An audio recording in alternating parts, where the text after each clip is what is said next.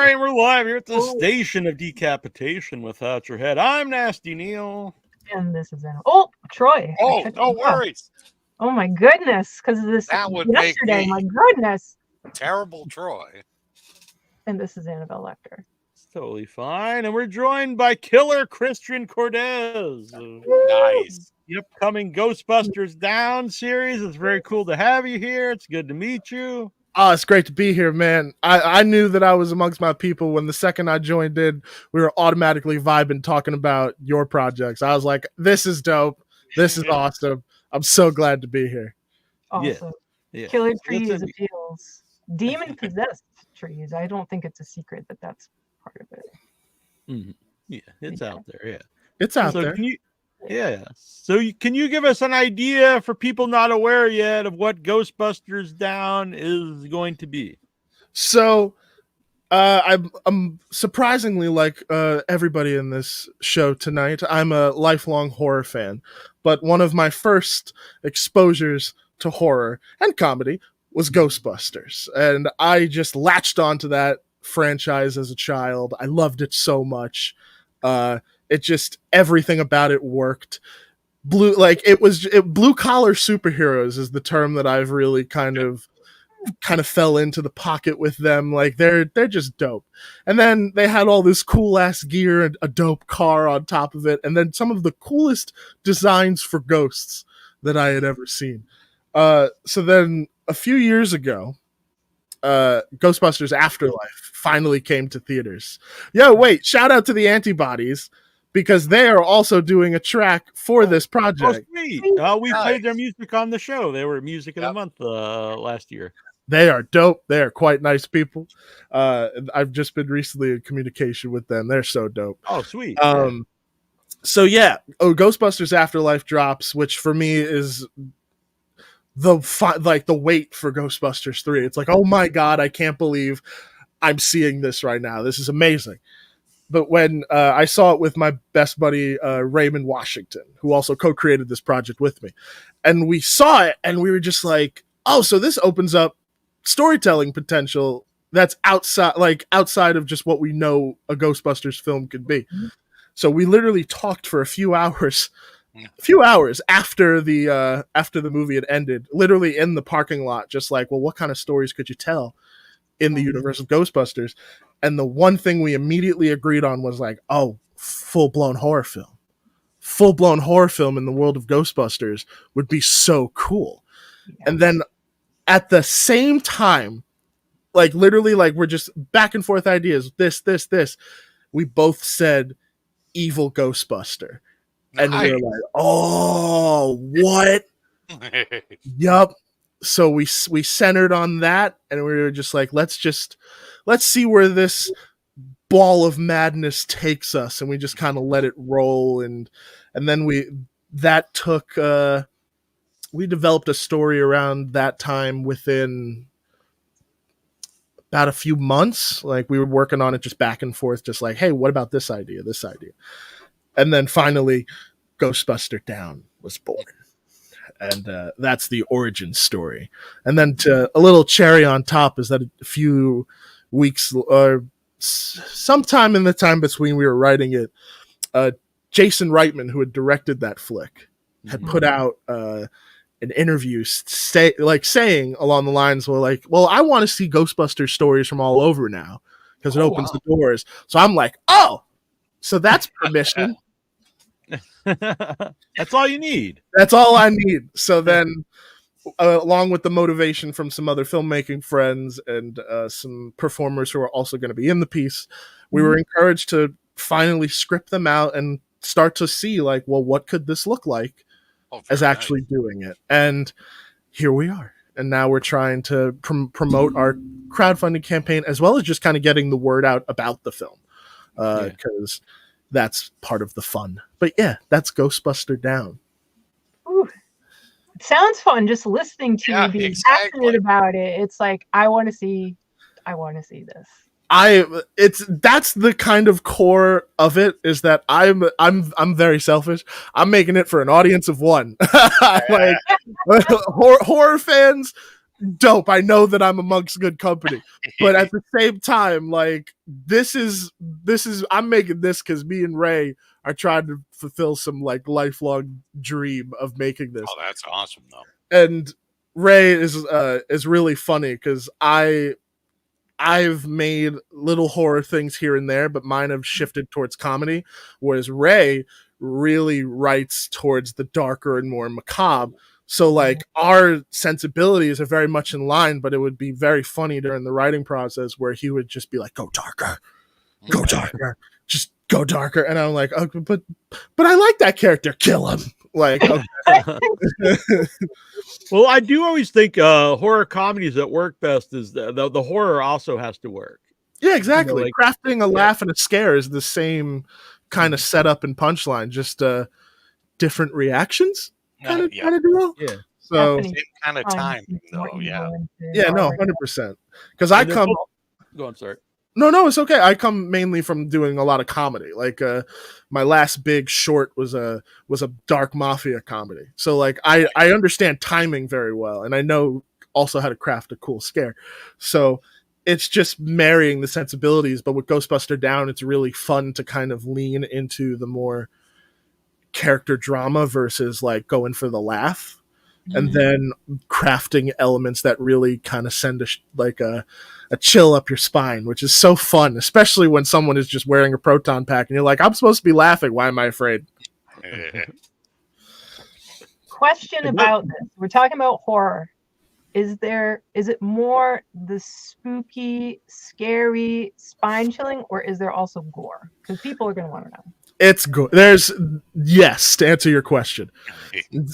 So we wanted the vibe we're kind of going for with it. We're kind of leaning into like the It Follows, long legs, kind of like drawn out kind of vibe to it. Where also unmotivated camera movement is kind of a big thing with this, at least for me and the DP.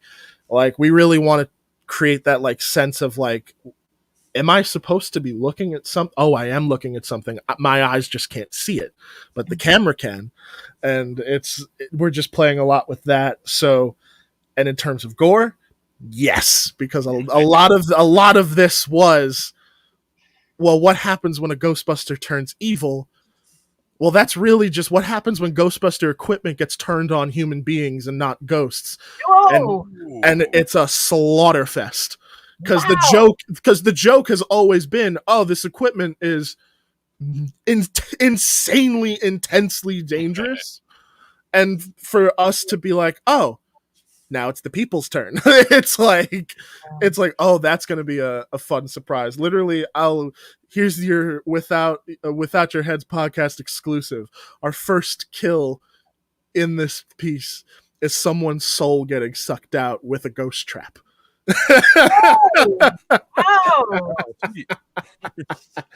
We got it's kills galore with Ghostbuster gear, man. It's a good time. When I pitched that to the performer in the world, yeah. It does. And when I pitched it to the performer, they were so on board and ready. Oh yeah. Oh. What? Am I coming through? Is everything good? So what was the reason for you to do a series? Yeah, I think my internet was cutting out. I actually lost power a little earlier. My bad. I was like, wait, did I say something fucked up? Oh no, I gotta go. I guess we're not. Rose Nasty Neil. It was so like they're kicking me out already. Oh no. No, but what was the question again? I'm so sorry. I was laughing too hard. No, it's totally cool. Why a series? What was like your thought process? Like instead of like, let's do a movie, let's do a series. So we're actually treating it still kind of like a movie. It is, and we're shooting it like a movie. But we split it up over 5 parts, only because we realized, well, one, I love the episodic nature of things. Instead of just kind of 1 week of people kind of talking about it, you get 5 weeks of people talking about it. And then also leaving people on edge with this just kind of felt right in terms of like, wait, what's happening here? Like, where are they going with this? Like, what did he just say? Cliffhanger till next week. So a lot of it was really just kind of like, let's lean into the idea of keeping the suspense going as well. So it is a film, but we break it up into the 5 parts because it's fun. It's fun that way. And I think that's something that people look to now for storytelling. There's so many different series, and people love that.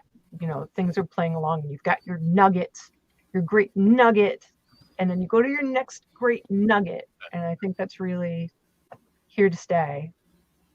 And a cool cliffhanger at the end of each episode's always good too. Oh yeah, 110%. It's been. I'm just very excited about it. Like even hearing and talking with people about it and gauging their reactions from it, I'm like, okay, we're on to something.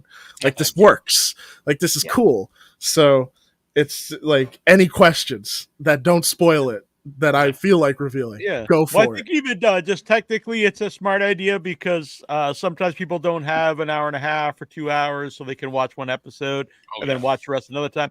And also people like to binge watch stuff. So if they want to, they could just sit down and watch all 5, episodes once they're already out. Enough. Yeah.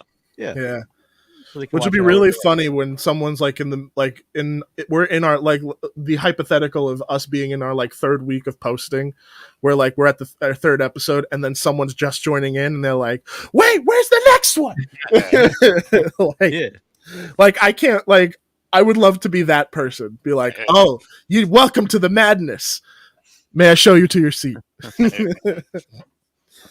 And you mentioned the proton packs, and I noticed those right away. I was like, oh, these look really good. In the on your Indiegogo page, you have both the trailer and the pitch video, and I was like, oh, those look really cool. So like, who designed those? How long did they take to put together? So a lot of the resources that we've been pulling together to make this have been with the mindset of Robert Rodriguez, where it is find the resources of what you got access to first. And then if you don't have it, then go outside your means.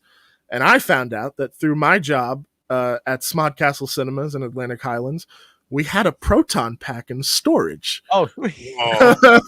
So I reached out to my bosses and I was like, hey, can I borrow this for a little while? And they were like, gung ho, go for it. Wow. But then for the film, funny enough, it's a good time to be a Ghostbuster fan because Spirit Halloween has put out some of the most accurate props that all you need to do is just weather and maybe add some lighting adjustments and stuff like that, and you're good. Wow. But we do have some like some really properly built proton packs for like close-ups that fans, some buddies of mine are just letting us use. Which they were just like, we like the idea, use our stuff, but do it and be careful, of course. No, of course. So we're using those mainly for like, hey, I need it to look really good. So we get a real pack for the close-ups. And then the idea is that the Spirit Halloween stuff would then be used as kind of like stunt packs. Because it just makes sense that way. They're much lighter. Yeah. I can imagine that being someone who loves Ghostbusters, one of these people would be very excited to have their wonderful piece be in a Ghostbusters. Yes, because then it becomes screen used. I mean, true. Yeah, but it is. I feel honored because that was also something that I was not really prepared for. It was that we had people reach out when I made the announcement. Because I mean, when we did our initial budget, of course, like when you look at the number for just proton packs, you kind of cry a little bit because like you think, oh. And you just kind of let that sink in for a minute because proton packs to look really good cost a little bit of dough. Meanwhile, for one proton pack, I could make an entire short. So I'm just like, I cry a little bit inside sometimes, but I appreciate the artistic nature of it so much that I'm like, okay, it just makes sense because it'll be used in our film. It's less liability on somebody for them to be like, you can borrow ours. But then when we realized the Spirit Halloween thing, it was like, oh, we can do it in conjunction, so we can use it. But what I didn't expect was people just being like, yeah, you can use our ghost traps, our proton packs, PKE meters, all that type of stuff. People just volunteering it within my area and network just being like, I heard this idea, I'm in. Well, what do you mean you're in? I'm in, Christian. Don't ask any questions. Okay. I won't ask any questions. Just give me all of your Ghostbuster gear. Done and done. So Steve wants to know about Slimer. Now, maybe not Slimer per se, but I assume you're going to have to have some cool ghosts. we do focus on one demon in particular. It's mainly original characters throughout the entirety of the piece, because my thing with fan films also, or just films in general, is that Ghostbusters already has Egon, Venkman, Ray, Winston already established. We already get them. You understand that world and those characters and how they operate. The fun really begins when we don't know somebody who's wearing Proton Pack. Like, who are you? So I from the jump, Ray and I were like, yes, we're entirely original characters through and through. Ghostbusters do appear, and some named Ghostbusters do appear, but who is actually a surprise, and it's a really cool one. And I'll only tell you guys off air. Interesting. So, some of these I can't pop up some of the ones on the Facebook group, but Todd, this is a big question, but is Christian aware of the original 1975 TV show Ghostbusters? Which yes, by Filmation. Yeah, I'm aware of Filmation's Ghostbusters. Wow. I remember learning about that as a kid and kind of having my mind imploded a little bit. I was like, wait. It's like that scenario. Grandma bought the wrong VHS at Walmart again. Like, no, she didn't. Just Sony paid some money for the rights to that name, and honestly, good, because Ghost Smashers doesn't really work or sell as hard. I don't know if I could hear the title Ghost Smashers Afterlife and not giggle. You know, who are you gonna call Ghost Smashers? But yeah, I'm aware of it because there's also 2 iterations of that show. There's the original live action one, and then the cartoon version that Filmation did a few years later to capitalize on the Ghostbusters craze. Mm-hmm. So yes, is that the one that had the gorilla in it? Yep. The real Ghostbusters, wasn't it called the real Ghostbusters? Yeah. The real Ghostbusters was like the Ghostbusters main cartoon. Yeah. But I think Filmation's Ghostbusters was just Space Busters. Oh, okay. And then I don't know what the follow-up was called. I don't remember. But that's the... But yes, I did. To make a long story short, yes, I know about Filmation's Ghostbusters.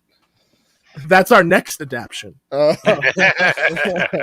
gonna combine. That's what I thought we were talking about. I'm out of here now. Yeah, the gorilla suits were really expensive. That's what I wanted. What was someone had just asked the question. Chris, wait, did I hear Smod Castle Cinema? Yes, you did. So one of my day jobs is I work for Kevin Smith and his movie theater. Oh, wow. I run event audio for him. So whenever there's a big event going on and you hear his voice booming through the theater, I'm responsible for that. So I've been doing that for a few years because I had a dope opportunity to do some video work for Kev, and then that led to him being like, hey, we're opening this little black box theater called Smog Castle. It's going to be like a podcast theater. Would you want to run the audio? Because I'd been working in podcasts with one of his fellow comic book men, 2 of his fellow comic book men, Ming Chen and Mike Zapsik. So I worked for their company. So I cut my teeth learning through them. And then through all of that, ended up working for Kev. He saw some stuff I had done and was like, hey, you want to shoot these docuseries for me? And I was like, absolutely. 110%. Let me tell you, to have somebody you admire tell you that your edit is good, just amazing. So I've been doing that ever since. And it's been an awesome gig. I've gotten to meet some cool people that have come through Smog Castle. Met the Russo brothers. They're chill as hell. George R. Martin has rolled through here. Wow. Yeah, we had, oh my God, upon reflection, I think we had the final public appearance of Shelley Duvall. No way. Really? Oh, amazing. Yeah. Yeah, They for were the new- premiering, Forest Hills. They premiered at Smodcastle, and Oh, she wow. did a live streamed interview through Oh, there. wow. Literally, just oh my God, I'm like now just thinking about that because we just lost her. That's wild. yeah. Rest in peace to the goat. But yeah, no, that was so cool. Yeah, we've had a lot of dope opportunities come through, and then we also have the Smodcastle Film Festival. So like filmmakers roll through and with films that they submitted, and we've had just an amazing time showing those films and seeing people that come through from all over the world. We've had people come from like Ireland to come watch these things. Like it's incredible. They've been building a really dope little film scene out here because Jersey film is also exploding right now. So it makes sense. That's a great time to be there then. That's awesome. Oh, 110%. Yeah. Chris says he'll be there October 5th for Highlands Film Festival. His film Nightmare is screening there. Oh, very Oh, nice. I'll try and check it out, man. I'm not doing nothing that day. All right, word. Let's meet Let's up. meet up. Chris is a great guy, really cool dude. We Super played nice guy. Nightmare is really good. We played it at our film festival, Severed Limbs. So he's a good dude. Oh, nice. Yeah. I'm excited to see it. I love Yeah, so watching I should- little indie horror shorts. It's always Oh, fun yeah. to see. Yeah, I love the short blocks at festivals because for one thing, if they're not great, they're gonna be short, so they're gonna be another one popping up. But no, it's cool because you get to see so many different people's creations, and then it's cool. Like, oh, this stood out. I'd like to seek out more of their work or keep an eye on them for when they do something down the road. Oh yeah, you got to build it's the craziest time to be a filmmaker because I mean everybody talks about it where we all have the tools to do all these amazing things, but you then in conjunction have to also build out your own brand and like put your name out there so that people know when you're even making these things. It's part of this weird gimmick that we've all fallen into now. I mean, hey, some of us make it fun and create podcasts where schmucks like me can come on and talk about, hey, I'm making a Ghostbusters movie. So it's a system that works. So, I mean, I'm not complaining. It makes us all happy, and that's a good thing. Yeah. Exactly. Where else am I going to get a podcast where there's a killer tree behind a gentleman? Or, Exactly. You never know. or absolutely nothing behind one of your guests. Michael St. Michael. As far as you know. As far as you know. As far as I know. That just creeped me out. I was going to ask if Getting this closer. film will have warmth to it at all. Is there a counterbalance to your horror? So I will say yes, but it's a gradually discovered warmth. Because one of the things that I think people will be very surprised at about Ghostbuster Down is that, yes, it is a Ghostbusters slasher horror film, and that is as fun as it sounds. But you also have to care about your characters. Yeah. So what it ended up being truly about is that Ghostbuster Down is actually about how 3 different characters are dealing with grief. And it's about including our villain and what led him to the circumstances of becoming our villain Ghostbuster. And that's been kind of the fun sell because you don't set out to necessarily tell a story like that.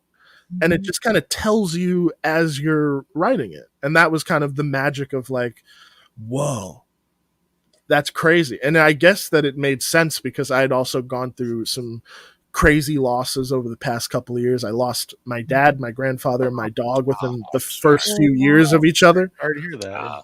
Yeah, No. that's terrible. Thank you guys. But like, I also came from a very artistic family. So like, I knew that like part of all of the healing was also kind of diving into my art. Like I love what I do. And I wouldn't be doing it even like I wouldn't be doing it if it wasn't for my mom and dad. So a lot of that is part of why I think the story became about that. And it's been very fun to explore that within the story. Because we have one character whose motivations is more based on past traumas and grief that led him to the situation. That's our villain Ghostbuster who becomes possessed. And then our 2 main characters are dealing with the death of their best friend and how one, our main character Stanley, who's kind of our like Egon plant a little bit, is more leaning into the science of it, believing, oh, I'll see my friend again because I believe in the Ghostbusters. Whereas Renee, his other friend, is more along the lines of like, no, you're not. Like, she may believe kind of in it, but like she believes more in the reality of it. So someone kind of believes more in the science. Yes, I will, but he's also kind of being proven wrong because he's trying to communicate with his friend and it's not working. So like there's the pent up anger and emotion from like, I put all my faith in this science and it appears to be letting me down. So there's that gradual growth towards warmness because it's the acceptance eventually. It's that like calm after the storm even though the 5th episode, I will say, is bonkers bananas sci-fi horror at its best. There you go. But it's still that realization amongst our characters and the completion of their arcs. So I will say, yes, there's warmth, but we get to it. They have to follow their own yellow brick road. Just theirs is covered in blood and guts and sometimes those are the best ones. Yeah. Scarecrow's looking for a brain, but it's way more gory. I love hearing about that part of your story. Having something that is just crazy is so much fun. And then we've got that thing that I think most people have some kind of loss experience, and being able to tap into that in our own way, I think is really powerful. So it seems like a very relatable film. Thank you. I didn't realize it until I was talking with our actor who's playing Stanley, one of our lead characters, was like how much kind of my own circumstance kind of relates to that character. Like, I mean, I do believe in ghosts. I feel like I have had my fair share of experiences. And part of me, even after my own dad passed away, I was like hoping for an experience. And to be quite honest, I got one.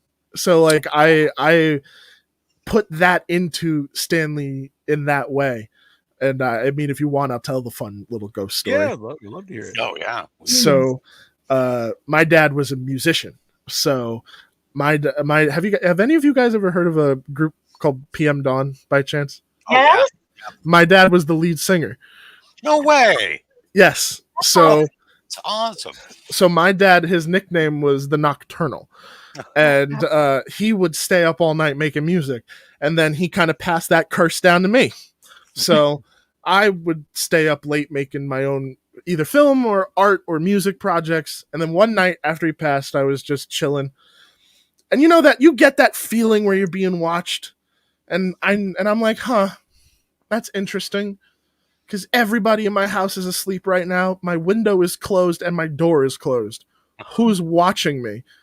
And then I'm starting to piece it together. As I'm doing that, I swear to God, I hear my bed compress. Like somebody sits down. And then I look over, and I tried everything to debunk this because I had a spring mattress. So I thought, oh, maybe some springs got stuck, like, and they're just like, it's a weird thing. Nope. Full on like indent.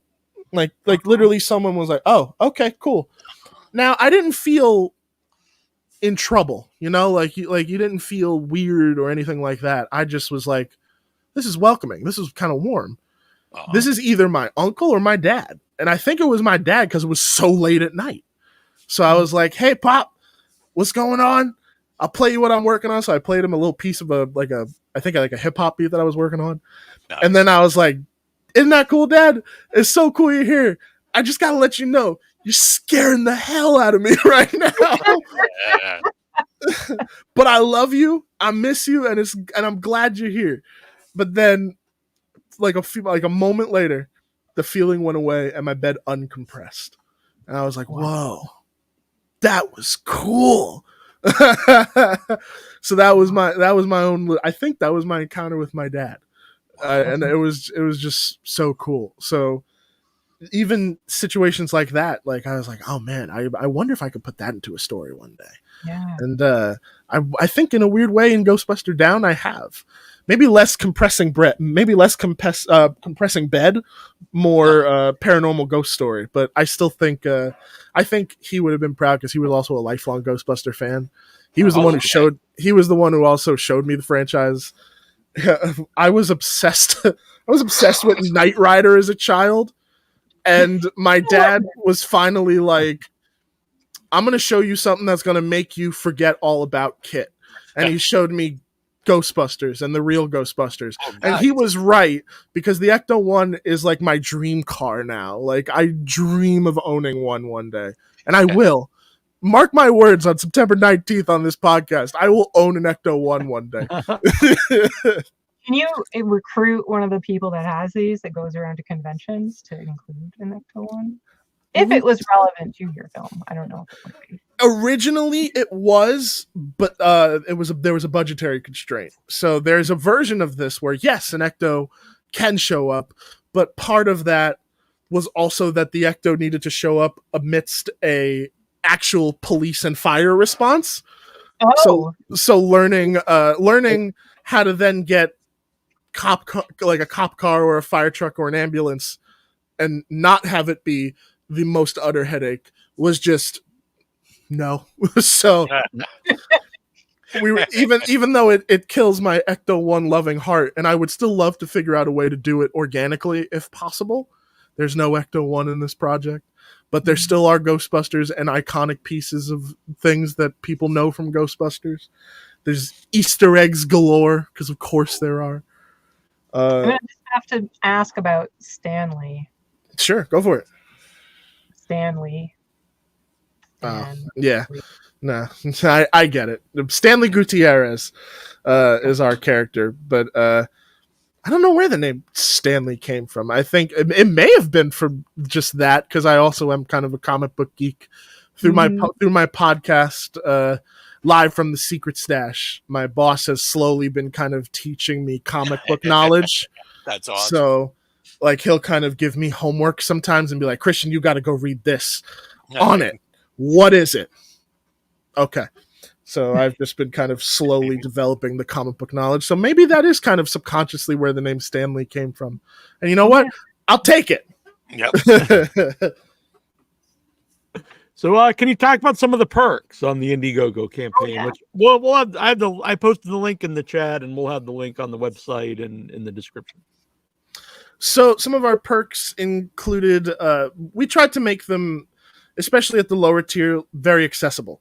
Like, the highest for like that's not a crazy number is like $150. But then for like associate producer credits and then executive producer, that's always a little bit higher. So that's like $500, and then $1,500.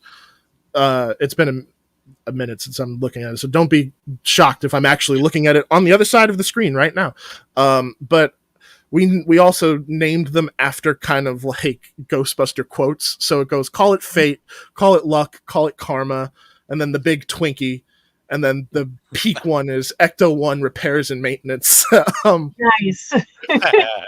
But everything included is things that we were able to do reasonably within our budget. Because a lot of it was just like, well, also copyright concerns, to be quite honest, because fan films, I know, like, there's like a weird ground with it. Like, you'll notice, like, through a lot of our things, we don't actually feature like the classic Ghostbusters logo. We feature our version of it, which is what we call the Have You Seen Jim Horowitz variant. Jim is our evil Ghostbuster, which is why he's in our logo. But when it came down to like making like t-shirts and DVDs and things like that, I was very worried that was what was going to be the thing that was like ding, ding, ding. No. Yeah. So we went for a lot of digital stuff. Meanwhile, we still had some physical stuff, but it was mainly digital. So like soundtracks, early access to the episodes, commentary tracks, behind the scenes, the episode scripts, but with like my notes that I've made throughout, like writing the many drafts of it. Personal thank yous from me and Ray or any cast member of your choosing. And then beyond that, on the higher levels, you would get associate producer credits, executive producer credits. But then once you got to that level, you had the opportunity to also get a screen use prop, because I was like, you always want that. But then at our $150 tier, we had a dope physical print that we would also send you. That was going to be an original art piece done by this dope Ghostbusters artist named Chris Sorrentino. He does a lot of stuff that his most popular piece was, he took like a still from Ghostbusters Afterlife where it's the 3 Ghostbusters standing next to Egon's ghost. Spoiler alert, so sorry. And he redrew it in the style of the cartoon, and it was beautiful. So when we announced, hey, we're working on this thing, all my friends kept saying like, yo, you need to work with him. You need to work with him. You need to work with him. And I was just like, I can't afford him. And it was one of those scenarios where he was just like, I love the idea. What do you need? Oh, wow. Like that was like, that's also been like the coolest thing is like, I've always been a Ghostbuster fan, like in a silent one in the background. And I would like participate in groups and stuff here and there. But this was like my first real like dive into that community. And I don't know if you know, but the Ghostbusters community of fans is amazing. Do you know what they do? No. Ghostbuster fans have set up their own factions of Ghostbusters state to state. Oh So God. so like there's actually a website you can go check, and you can find Ghostbuster factions based out of Massachusetts, and you can go participate with these guys. But they're not Ghostbusters because it's not real per se. It's real in my heart. But what they do is they raise money for charity. They go out there, they dress up in the full regalia, they'll go to children's hospitals, they'll raise money for any kind of cause that they deem worthy enough. They're some of the most amazing and generous people I've ever had the wonder of coming across. So I very much wanted to be a part of that, and one of the things that plays out more so towards the end of the production of Ghostbuster Down is that we want to do charity screenings. And whether or not it's like one big one or a couple across the East Coast before we premiere is to be decided. But I really wanted to help out with that. And part of that was the idea of like, yeah, let's host some screenings that will turn into charity events. We'll charge a ticket. You come through in a Ghostbusters costume. We'll do costume contests. Like we'll do all that kind of stuff. And then whatever we raise, charity, because I mean you can't make money with fan films, and that's totally a reasonable request. You don't own the IP, but you can do good with Ghostbusters, and it has a lineage of that. So I wanted to follow in line with that. That's amazing. Yeah, that really is amazing and beautiful. And I'm totally serious, and it's something that it's words that I never thought would come out of my mouth. Find your local Ghostbuster franchise, because they're probably doing dope charity work. Is it Ghostbusters Cities is what I found here, and it says Ghostbusters International, and it's just a listing. Yeah, it's literally a list of like the active state by state Ghostbuster factions. It's United States, United Kingdom. That's so wild. Yeah, there's 4 in Massachusetts. Yeah. Wow. It's pretty cool. One of them, Annabelle and Troy, this one's for you guys. The Arkham Ghostbusters, and the logo is like the Great Thulu with the oh man. But seeing that was like, they're doing good with their love of what they adore. Like I love that, because there's not many franchises that you can really do that with. Like, I mean, you can't really do charity events around Freddy Krueger. Like, that doesn't really work. Neither for Michael Myers or many psychopaths. But like, like with Ghostbusters, it's like, it's this, as I said, it's the blue collar superheroes. Yeah. So they seem very like achievable. Like, you can build a proton pack like at home from out of scrap parts, and it's just as good as somebody who can make the most screen accurate copy available, or the most screen accurate Ecto-1, which I will own. I said I will. But try finding a '59 Cadillac ambulance that's under $100,000. I'm not kidding.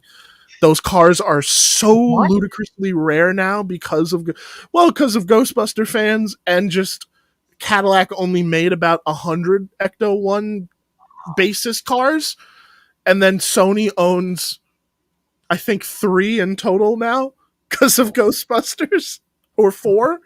So they own like an actual percentage, and only made higher by Ghostbuster fans finding them and turning them into cars like that. So they're rare vehicles. So even though I said mark my words very lightly. Oh The my Arkham god, logo. that's crazy. That one's based out of Salem. I want to be like that's a card sick. carrying member of that one. This one's actually right near me. This is the Falmouth one. The Oh Emmett my one. god. Wild. Does. Well, that's the thing too, is that they all get their own like cool original patch designs. Oh yeah. And some of them even, I think, sell them. So like if you wanted to, you could rep them. So like it's so cool. It's so unbelievably cool knowing that there's this database.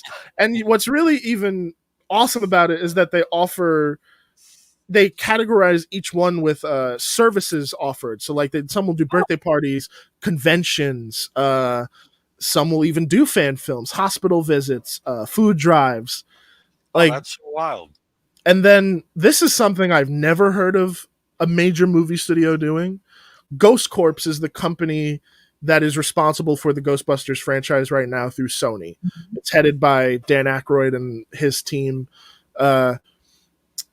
They have set up a way to become officially affiliated with Ghost Corps and become 501 corp nonprofits. So some of these are legitimate nonprofit organizations that just go out and do on the books charity stuff. That's wonderful. Like that's a lot. It's so cool. Oh yeah, it's so cool. It takes something to get to that point. It's not just like a couple of people just hanging out, having a good time. There takes a lot of work to make things like that happen. That's wonderful. Oh, yeah. And by the way, I know we had some people in the chat from England earlier. Dobbs Dean Mayo's in there and stuff, and so there's a lot of them in England too. There's actually all around the world. So check out that website wherever you are. As I said, find your local Ghostbusters. I was really looking. I really like the logos. We have our own tree logo for Arbor Day, which I'm about to say you should get that made as a patch.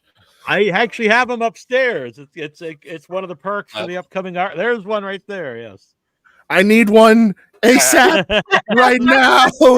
I need it. Back to the shelf, anyone for sure. Yeah.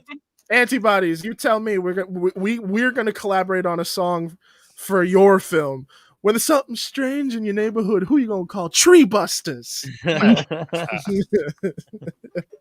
That's cool. I love that anyway, because there's so many great independent musicians out there, independent filmmakers, and it makes me happy when they get together and they can collaborate and they get to hear their awesome music on someone's really cool project, and a cool project gets to have like some cool music involved. So it's a win-win for everybody. Oh yeah, exactly. Oh yeah. Did you always plan on making indie movies? And if so, how old were you when that came to you? I always knew I was gonna do something creative. Movies, it didn't strike me until like middle of elementary school, where I think I found a library book. Like, this story fluctuates because there's a couple of different origin stories, I believe, but really the one that comes to mind the most is I saw, I think, a making of documentary of a Pixar movie, and somewhere in it they said, yeah, I do this for a job. I was like, what? And then it finally dawned, and then I either went to the school library or another place, and I found out, like, oh yeah, you can make movies for a living. Like you can do that professional. Sign me up. I'm in. I'm just a part of it. So I've been making movies since I was a wee tyke. I I think the first thing that I may still have from our move that I ever made is literally just like a VHS BS short with no cutting, but it's literally just me filming my model trains crashing. Nice. Cool. That's right out of this. Did you see that Spielberg movie? I think came out last year about Spielberg as a kid. It's loosely based. I haven't seen it yet. I don't know why. It's really good, and that's the first thing he films is actually is. Are you serious? Yeah, with his model trains. In the path of greatness. Yep. Don't ever put my name and Spielberg on the same pedestal ever again.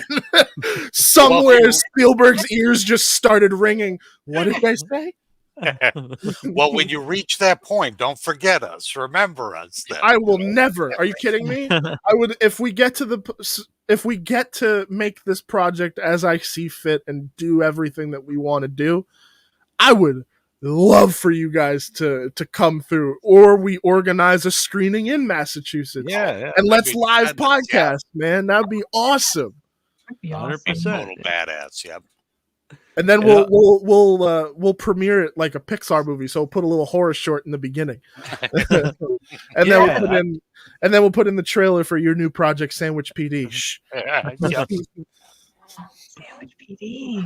I love the idea that that's starting to come up once in a while. People traveling with their film to show at theaters, and I love that because there's a lot of cool theaters out there. Like we have a couple in Boston, that show like independent stuff. And I'm sure everyone does like somewhere, around their area. And horror and comedy are the two movies that are the most fun to watch with people. So, with a crowd, that's the best. Yep. Oh yeah. I just watched. This was a few months ago, but I've always been an Evil Dead fan. I had never seen it on the big screen with a group of friends. So my buddy Josh Roush, shout out to the amazing Josh Roush, put on Evil Dead one night at Smog Castle Cinemas, and we, like a group of us, just watched and enjoyed the madness that is that film on the big screen with a crowd, like our crowd, but it's still awesome because we're all talking shit and laughing and getting genuinely spooked. I've seen that movie hundreds of times, but on the big screen, I actually caught myself jumping even more. I was like, what's happening? But there's magic there, man. Like that's why it's so important that like we support, like literally support your local indie movie house. Like, especially when idiots like the dude who runs Netflix is trying to come out here saying like movie theaters are useless. I'm like, no, they are not.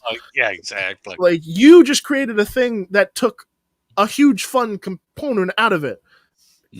Like I get it, but it's infuriating. So I very much am like, please support your local theater because that's what Smog Castle is. Yeah. They just launched a 501c thing, the Smog Castle Foundation, because that theater is over 100 years old, and it started out as a vaudeville house. Yeah, that's so cool. Every theater's haunted.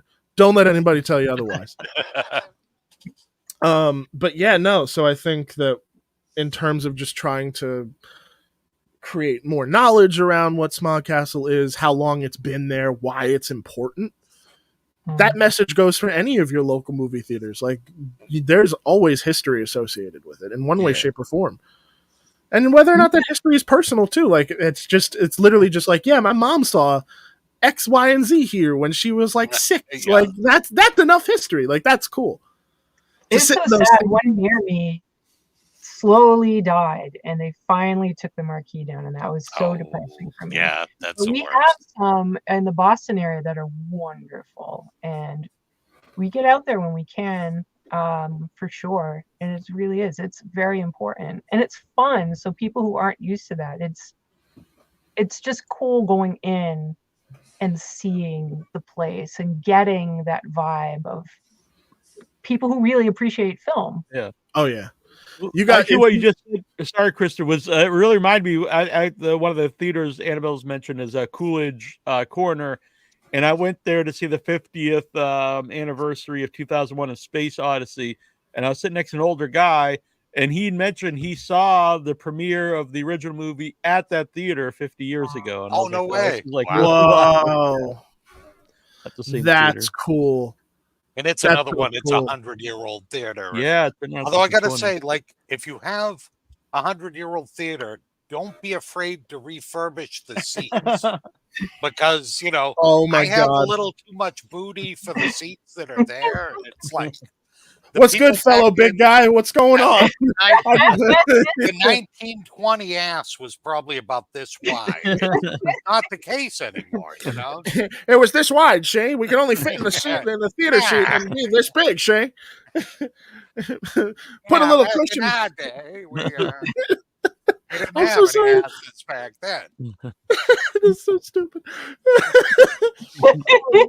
But no, I mean, Smog Castle, what's cool about, I say my theater, it's Kevin's theater. But what's cool about my theater is that it's stuck in time from 1980s. So it's literally like the same seats that and that's been kind of a big element of Kevin's new movie marketing, is that like the same seats that he watched the movies that inspired him are still there. And he shot a whole movie there that just dropped, 4:30 movie in that theater. Wow. So he was smart when he bought the theater. He was like, I'll make a movie about it, and now that's dope. It helps keep it going. So part of the history then, But now we're trying to push for new seats. Yeah. Okay. I know in some theaters they'll keep like a couple of the original ones, and people will be, I'm gonna sit in the cool until they're there for about an hour, and then they're like, no, let's move to a company seat now. We do have two theaters that do have like the nicer seats. So when you guys eventually do come to Smog Castle and you let me know, I'll make sure that whatever we screen is in that theater. Yeah, because Annabelle and I go to for Coolidge. They do a 12-hour horror movie marathon for Halloween. It's midnight till noon the next day, and they have new seats now that are much more comfortable. But the old ones, an hour and a half movie, okay, but 12 hours was a little bit. And I will say that, speaking of film culture, that over time we've been going to it for many years, and no one would be there. It'd be like 10 of us at the end. There'd be like noon. They would give out diehards. They'd give out pins. I survived the horror movie marathon. Oh, that's awesome. Now it's like half full. So I do think with the youth who are getting more into like records and things like that, and all these different things are hopefully going to also keep cinema alive. Now, is that the one that has like the cereal buffet like the next morning? No, that's Brattle. That sounded so cool to me. Like, just if you stay all night, and then they give you like a breakfast, like cereal buffet in the morning, which sounds amazing. Yeah, and you can go in your pajamas. Oh. It is a fun time. Yeah, we actually had an event like that here. It was Clerks All Night, so we showed all of Kevin's movies, and here's the kicker: with the old seats. So, I mean, don't get me wrong. I'm in my little booth with my comfortable ass gaming chair behind the board, making sure Kevin sounds good between the movies when he does his Q&A. I'm like, oh yeah, this is a great night. Meanwhile, everybody coming out of the theater was just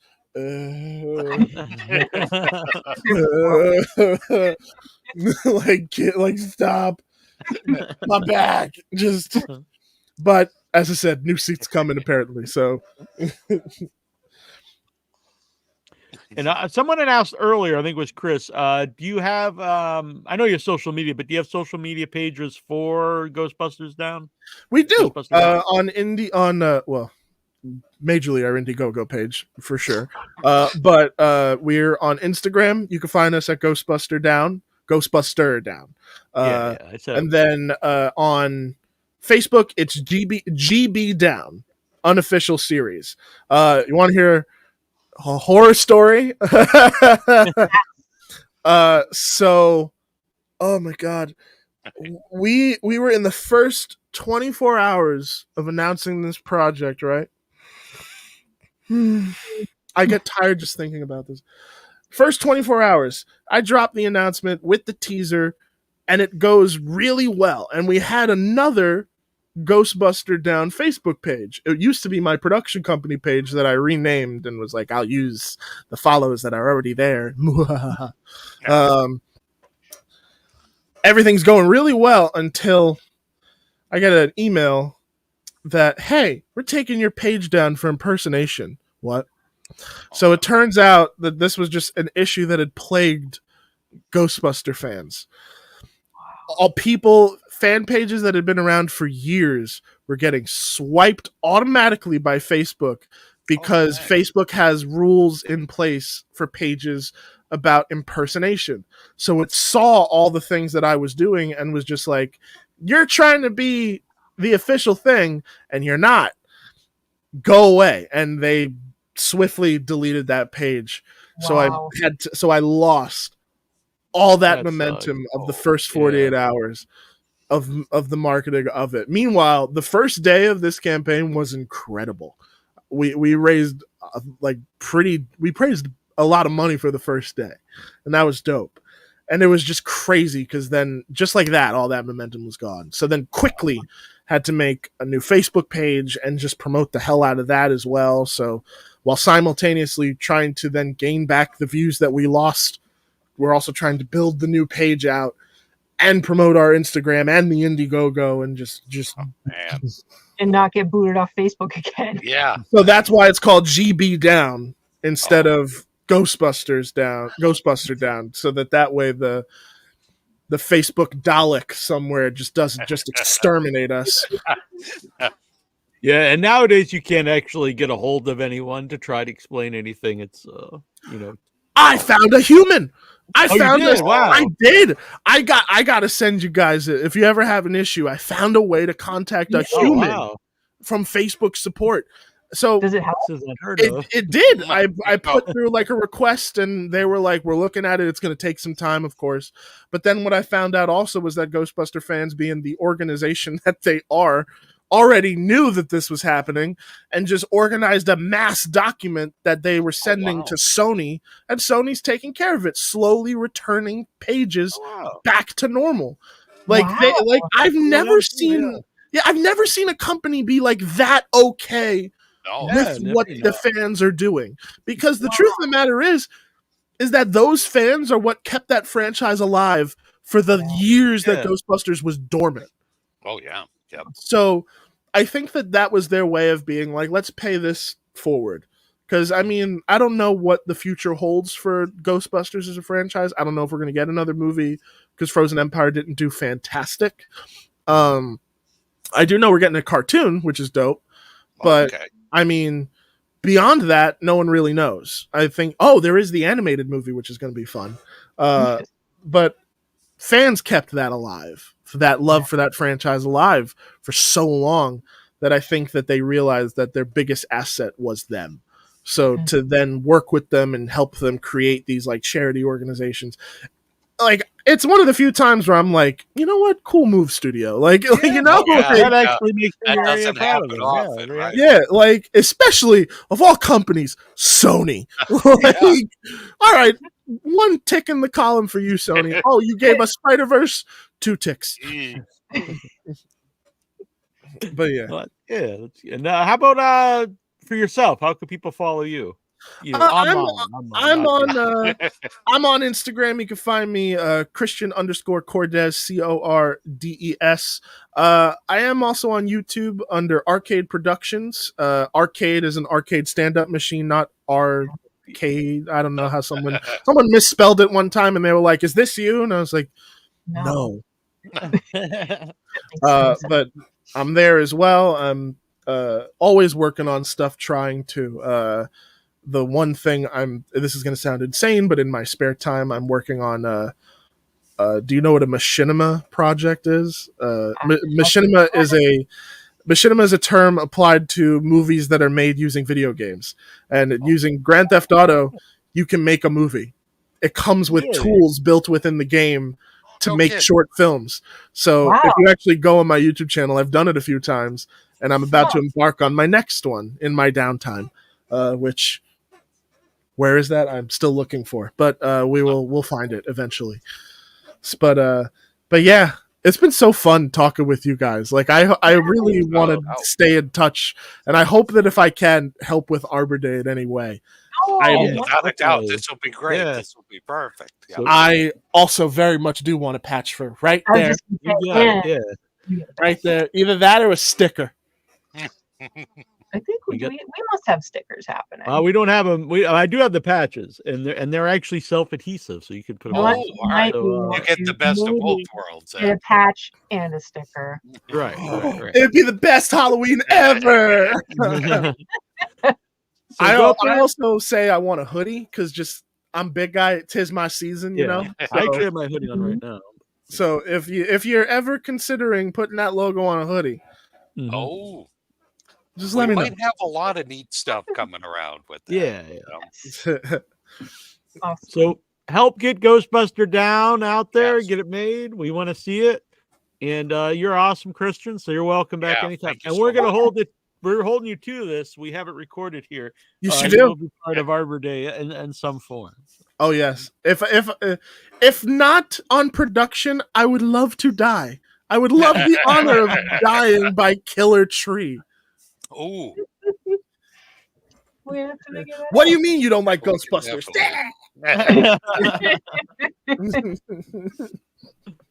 Oh man, this was so much fun. Thank you guys so much. Yeah, thank you. That was great. By the way, Coast here. I used to make Sim 3 Machinima. I forget. Machinima. Oh, okay. Do you use Camtasia? So that's a very old school way of like screen recording. So GTA, as I said, is very dope. It has built-in filmmaking tools, meaning full-on video export. And fans have modded the game so much that now you can export it in any file format that you need, including ProRes video that's like has a very high bit rate for color correction. So you can really export it to any quality that you want. If you really want to check out an example of what I'm talking about, I've made 2 so far. One that I think is the easiest to just explain is a little short called Mr. Downtown. Have any of you ever heard of That Thing You Do, the movie by Tom Hanks? Oh yeah, I know, yeah.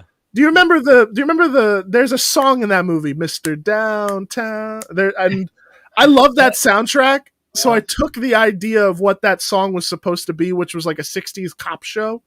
And I was like, well, what is that 60s cop show? So I created Mr. Downtown. And I made a little short. So if you want to check out what Machinima is, go check out Mr. Downtown, Arcade Productions. Definitely have to do that. Yeah. Very cool, yeah. Hell yeah. Coast raw or moo or MOV. Very technical questions tonight. Very. You crazy kids and your technical terms. I'm sorry. I don't mean to be this awesome. It's not my fault. My dad gave it to me. My mom gave it to me. Can't believe your dad is from PM Dawn.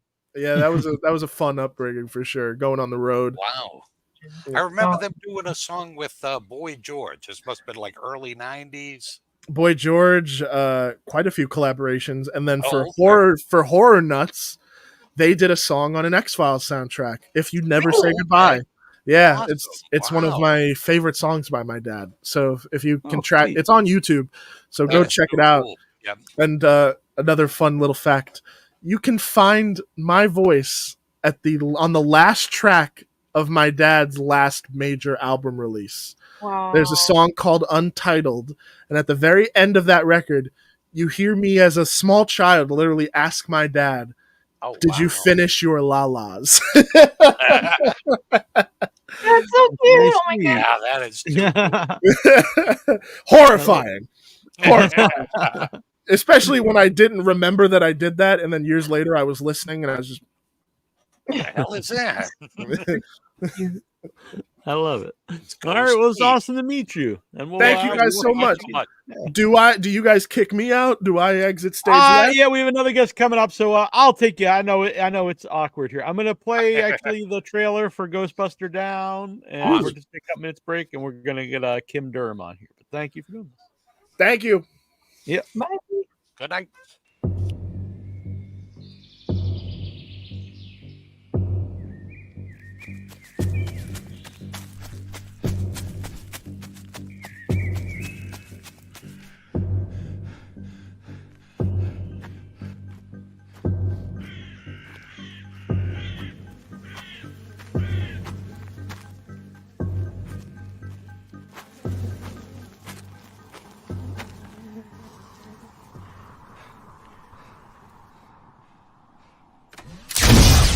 caused by strange noises in the middle of the night.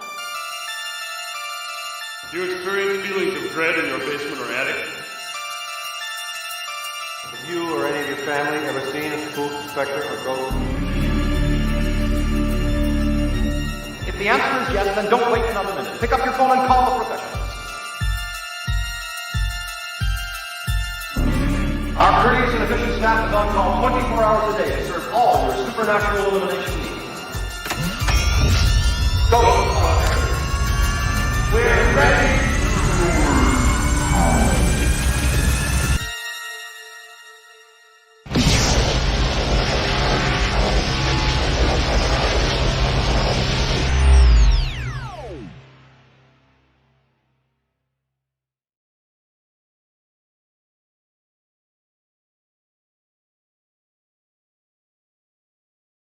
Boom, that looks sweet. All right. And now we're joined by Kim Durham, movie producer. Hello, it's great to have you here. It's great to be here. Thank you so much. Yeah. Nice to meet you guys. You as well. Yeah. So Pale Horse, we have the name up here. Can you give people an idea of what Pale Horse is? I would love to. Thank you. Pale Horse is about an artist that feels that he can't, let's see. I suppose he would be like a lot of artists that just can't survive without feeling as though he's creating art. Mm-hmm. And he is, for whatever reason, at a place where he's not able to do that. And in his struggle, he finds some very dark ways to collaborate with his own spirit and with the world of spirits to bring forth his art in some very unique ways with some very real price to pay. So it's a unique story. Yeah, of course. And so it's available out there. Where can people see Pale Horse currently? You can find it on Amazon. You can find it on Vudu. It's going to be on Tubi on the 24th as well. And we're in the process also of bringing it to our foreign territories as well. Wow. You can find it in the UK and Canada. And so it'll be out there in our other countries as well. It's a beautiful movie, a beautiful story.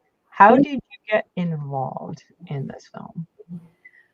This is a film that was very dear to me from the beginning. It was written by my father and a dear friend of ours.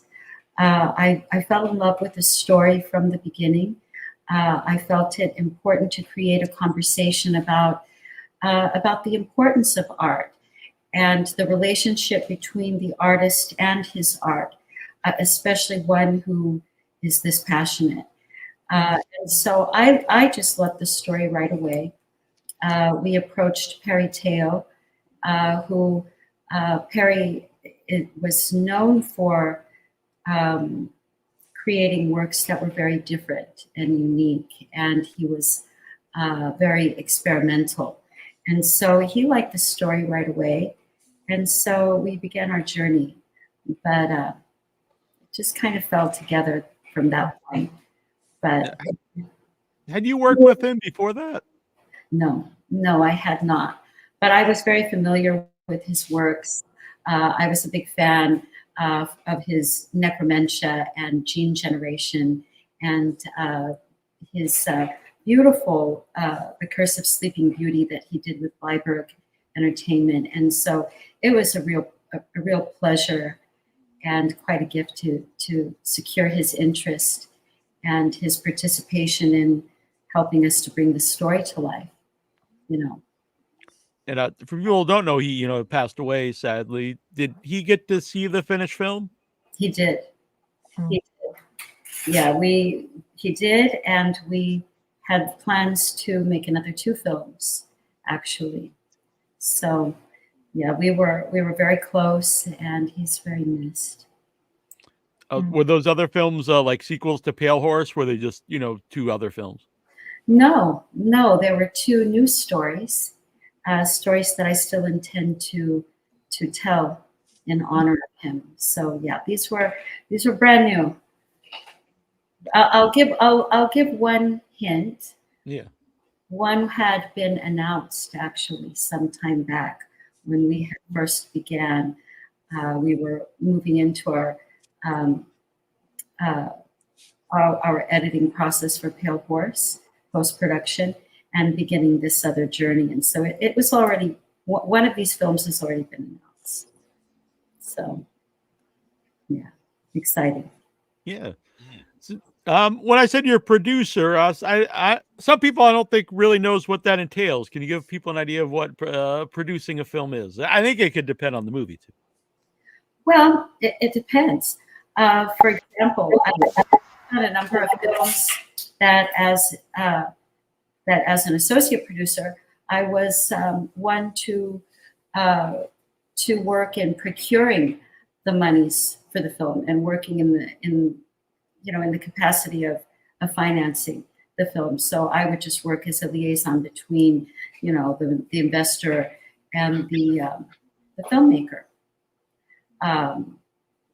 or whomever had the project, because I worked outside of the realm of film as well. In this case with Pale Horse, however, it was much more than that. It was putting the budget together and then handling all aspects of the production, hiring our beloved director, Pearry, assisting with the casting and just overseeing the journey itself. So I was part of it from start to finish, and then unfortunately handling a lot of the aspects of distribution without Pearry, which probably wouldn't normally be the case. That was something unique for us. Arcade Productions, who is Christian, who's just on the show. I know that getting a film distributed is a hell of its own making. I can't even imagine pushing through while dealing with such a significant loss. So sorry for your loss. Thank you. It certainly was. Pearry was a wonderful artist, quite experimental, extremely unorthodox. And completely unapologetic, and I really respected and loved his work so much. It was extremely exciting for us to have an opportunity to have his vision in this realm and with such a story. It was captivating for me. So you've said your father wrote this. Yes, with Ryan Brookhart. Okay. Brookhart, yes. How did it shift from their story having Pearry involved? Did it have? It sounds like Pearry he's going to bring himself to this. So what was that transformation like the whole way through? Ask me that again. So I want to understand completely the question. So when it was originally written and having these ideas in mind of this is what this film is going to look like, and then bringing Pearry into the picture and hearing he's got his own strong feelings and ideas, how did those things combine to become what it is? Well, for us as producers, first it was us surrendering this process to him and allowing him to really make it his own and to trust his artistry. We knew to expect that to be, as I said before, quite an unorthodox, unconventional journey.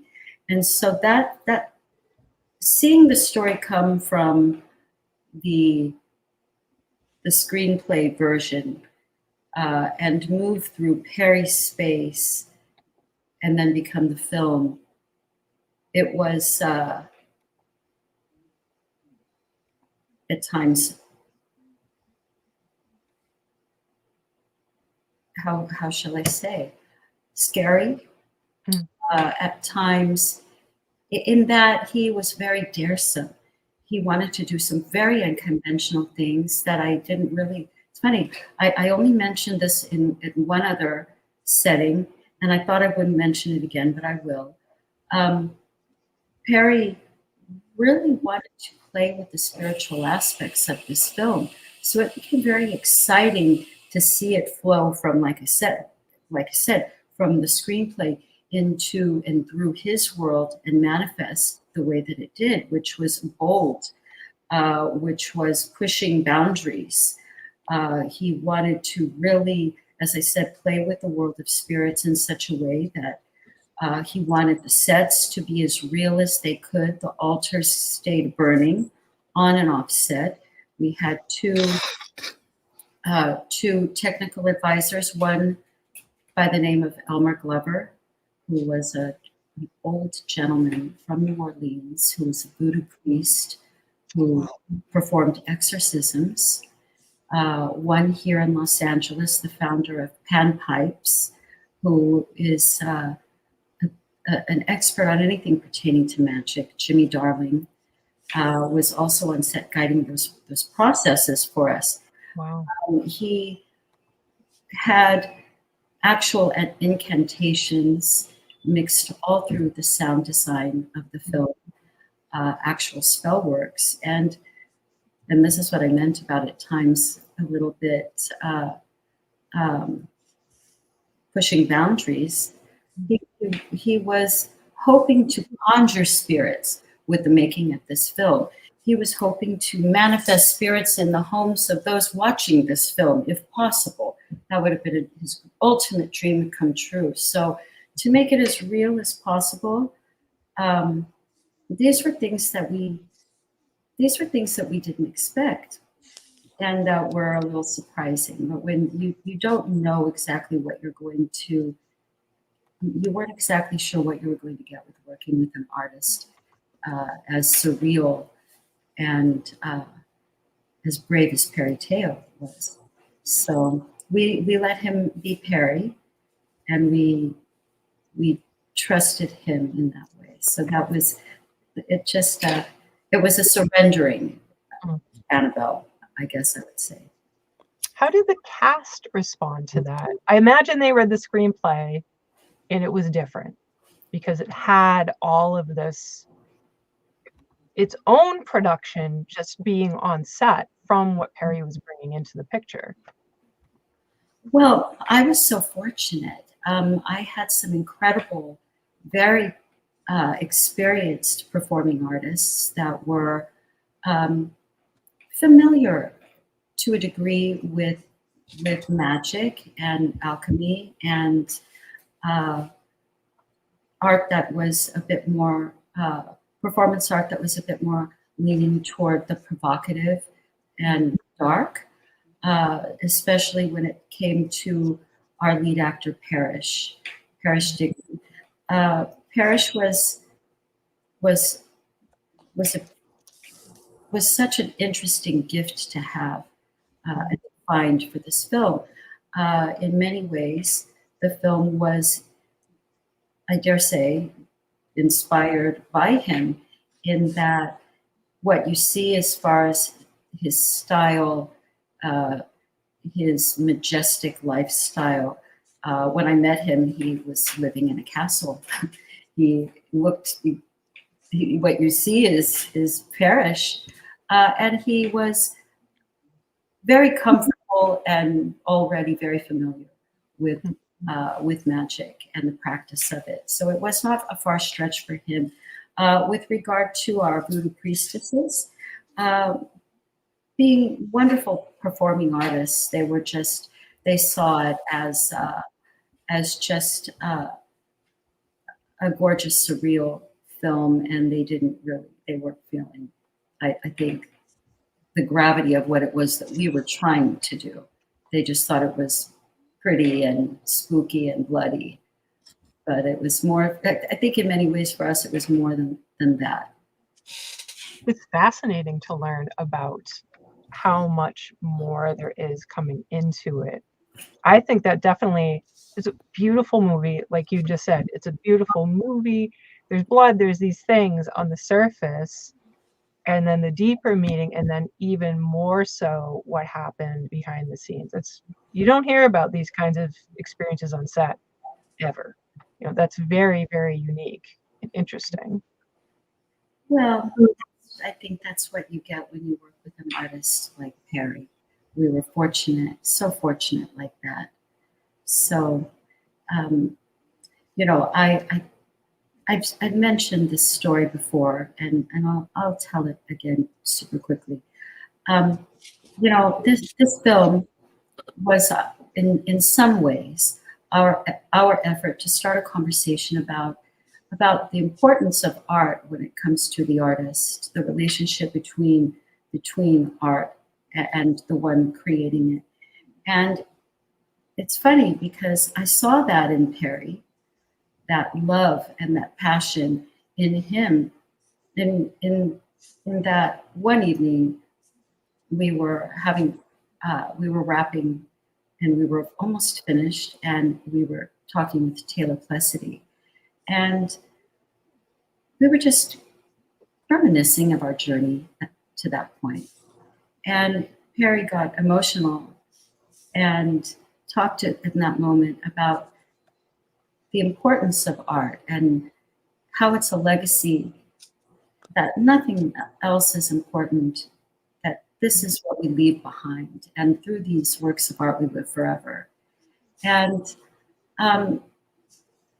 I feel that in many ways, he was much more than just a filmmaker. These were real art pieces to him, and a legacy that he felt that he would hopefully be remembered by as a great surrealist, and that he would be able to convey that art is, that film is a tool of transformation and something powerful. And so I remember that through the making of this film. I remember that as I was watching him bring Sabian, our lead actor, to life in the story, because I could see that the two of them shared a common bond in a sense, and felt the same way about their work and how important, and that they would stop at nothing for it. And that was equally sad as it has been to lose Pearry Teo. That has been a great comfort, I think, in many ways, that I see him living. I see him living through my film and in the works of his so many other beautiful movies that he's made. So, yeah. Christian here, to piggyback off Annabelle's question, what was the process of conveying that surrealism that Pearry wanted to the performers? I'd imagine that all those moving pieces is incredibly complex. The process of creating the surreal moments. Yes. What was Pearry's process? My goodness. Pearry, I think that he was just moved by what struck him literally from moment to moment. We went off script more times than not, and our artists were willing to just go with the flow. I think that a lot of it was his desire to create. I think a lot of it stemmed from his desire to create a dreamlike environment and something just a little bit different. Everything in this film feels just a little bit off. But I think that the use of symbols and things that just came to him literally from his dreams. He would come to set literally and say, and he slept usually on set. He would work until he couldn't anymore, and he'd find a spot to take a cat nap, and he would be back to work. But he would often come back and say, I dreamt of something. Can we try this? And I always allowed it, even if we were going over our time, even if others were urging me to keep moving. I always let him. So What a wonderful partnership. Thank you. Well, it was easy to trust an artist like that. I can't say that I understood him in his process entirely. I don't exactly know the depth of his process, I think. But I find that with artists that you feel are special, how can you completely comprehend them? But it was wonderful to work with an artist like that. I should be so lucky to find another one like that, another director with that kind of vision. Yeah. How did you get involved in producing movies to begin with? Before Pale Horse? Wrangling and marauding for investor money like a pirate. Oh, that's kind of fun, though. For projects that I loved and believed in, primarily film, some music related as well, but I got a few credits, but only one is from a film that I produced myself. The others are by virtue of having raised money for other projects and trying to be a patron of the arts, I suppose. So it started there, and seeing so many wonderful people make so many great films, I guess I got a little jealous eventually and thought, maybe I can do this for myself. And then, we came along with a great story, and here I am. But yeah, it just started out like that. That's really what I do most of the time, and that's still my main thing, working in film finance, project finance. Kristen really liked your description of producing. That's the most badass description of producing I've ever heard. Need that on a T-shirt ASAP. Well, I'll make the T-shirt if you wear it. Yeah. So Eileen Dietz is in Pale Horse, who we've had on the show multiple times. How lucky. Can you believe how lucky? A legendary actress and a sweetheart. Yeah, fantastic. Very, very fortunate. I was so happy to see her in that role because I think it's a much meatier role than she may have had. It was very special to see her doing that, knowing her through podcasts and the horror community. It was incredible. I was starstruck to have her on the set. It was one of the gifts that Pearry brought to our production to secure her involvement.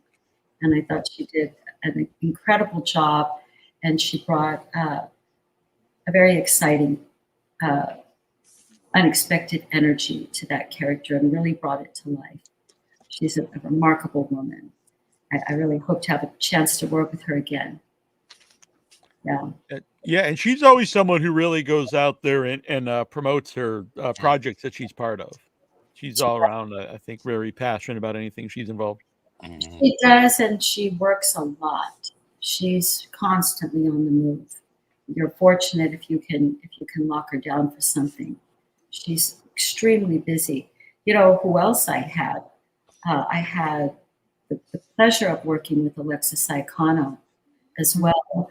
And I think one of my great regrets when it comes to Pale Horse is that it happened unexpectedly. If I would have known that I was having her, I would have wanted a much larger part for her because she's just been fantastic, terrific actress. So, yeah, I got so lucky. Did you like Eileen? Yeah, no, the best. Yeah, I was so glad to see her play this meaty role where she had these different personality pieces that came out. She starts and she's like a motherly person, then it gets, she's feeling other things about herself as a human, and it's sort of, it brings down the road of, when people get that, they get that taste of something that's pulling them. Yes. Whether it's healthy or not, getting sucked up into that and just being caught up in that emotional space, whether or not it's good for you. And I loved that. The movie did a wonderful job with that so many times, of just having this people getting pulled into this experience of, this feels so good and this feels so right. And so regardless of the consequences, I'm here. This is where I am. This is my choice. Yes. It's very interesting.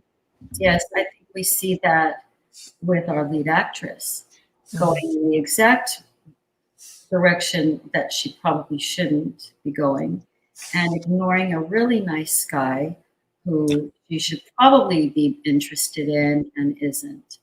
And so, yes, it's, but I think that it's common to be drawn to things that are forbidden, like a moth to a flame at times. So that's a very real life thing that I think we were trying to share, and that Pearry was trying to, I think, talk about and express. So, yeah, but Eileen was incredible with that. Now, I've seen your credits are a lot of different types of things, but are you yourself a horror movie fan? Yes, very much. Very much. I think that old horror, I have an old soul when it comes to horror films. You're probably going to find me watching Hammer and Roger Corman, nice, Vincent Price, and these types of films, or foreign films like anything Fellini, Juliet of the Spirits, Jodorowsky, anything surreal. I love surreal works. I would love to. Was thinking, because Jodorowsky was here at the Egyptian screening a couple of films. Did you see that? No, I'm in that, but I have some. We have some friends from the show who were out there for that. Yeah. Yes, I would love to work with him. I don't know that he'll make it back to Los Angeles anytime soon. But yeah, I'm a huge horror fan, though. And you picked some great one. I'm glad you're a horror fan, or else the interview would be over. Yeah. Yeah. Well. Christian, every filmmaker has their white whale film project, the dream project that they've always been trying to get made in the background. What would be yours, Kim? Well, maybe some of Jodorowsky. I'm making it. Actually. Oh, well, that's fantastic. However, I would still, at one point, once I make these next two films, I would like to make a vampire film. I know we're about to see one with Nosferatu, and I'm so excited about that. I'm very excited too. Yeah, so excited about that. But I would still someday. I mean, who wouldn't like to make a vampire film? My goodness, I would love it. Yeah. We need a good vampire film. That would be a white whale film for me. Okay, that would be fantastic. So. Nosferatu is my favorite vampire movie, and I actually like all versions. The remake I like, and then if you consider what's the other one where he's a character in the movie where he's like actual vampire. Shadow the Vampire. Yeah, if you consider that a Nosferatu movie, I really like that too. So I'm looking forward to this new one. I love vampire films. I saw not long ago. Only Lovers Left Alive. Oh yeah, Hiddleston. You gotta love that. Yep. I loved that film. I loved it, and of course, the Bowie vampire film, The Hunger. Actually, The Hunger was a huge inspiration for Pale Horse. Really? Very much. Interesting. Very studied it carefully. Oh. I can see that because it's got that attraction to the danger and falling into this rabbit hole. Yeah, I love that film. That's a good question, Christian. Give us an underrated vampire film recommendation. Need something to watch tonight. And Bubba also agrees that he likes the old horror films. An underrated vampire film. Go back in time and watch Christopher Lee as a vampire. Christopher Lee is a very underrated. And then, you know, of course, you have to go back to the roots of Dracula and Bela Lugosi. Let's not forget Bela Lugosi. I think the original ones. But I would say unknown, underrated. Check out Only Lovers Left Alive. Yeah, yep, that is a good recommendation. That's a really cool one. Different, very unique. Yep. I loved I it. think The Hunger Everybody's as well, so good in that movie. Yeah, that's true too. don't even realize. I think that's kind of looked over a lot because it's not a traditional vampire movie. Which one was that? I didn't. The Hunger. The Hunger. Yeah. I haven't seen that one in years. I love that one. I had forgotten that Susan Sarandon is in that. Oh yeah, Catherine Deneuve too, I think. Catherine, I remember, but I'd forgotten about Yeah. Susan Sarandon. She was gorgeous. Really liked it. Yeah. But vampire movies. So, vampire. Well, you've got plenty of time here, so I would love to see a vampire movie from you down the road. Oh yeah. I'll show you one.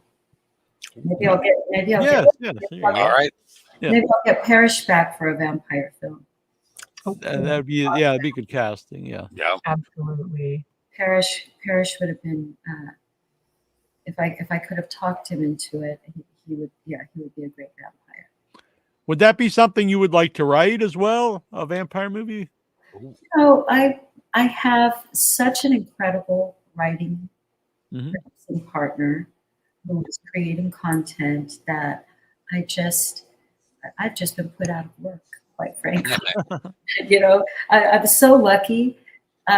You know, I do enjoy writing, but no, I think I'll just, you know, let our writers do what they do best and work on supplying them and our director with the pieces that they need as a producer.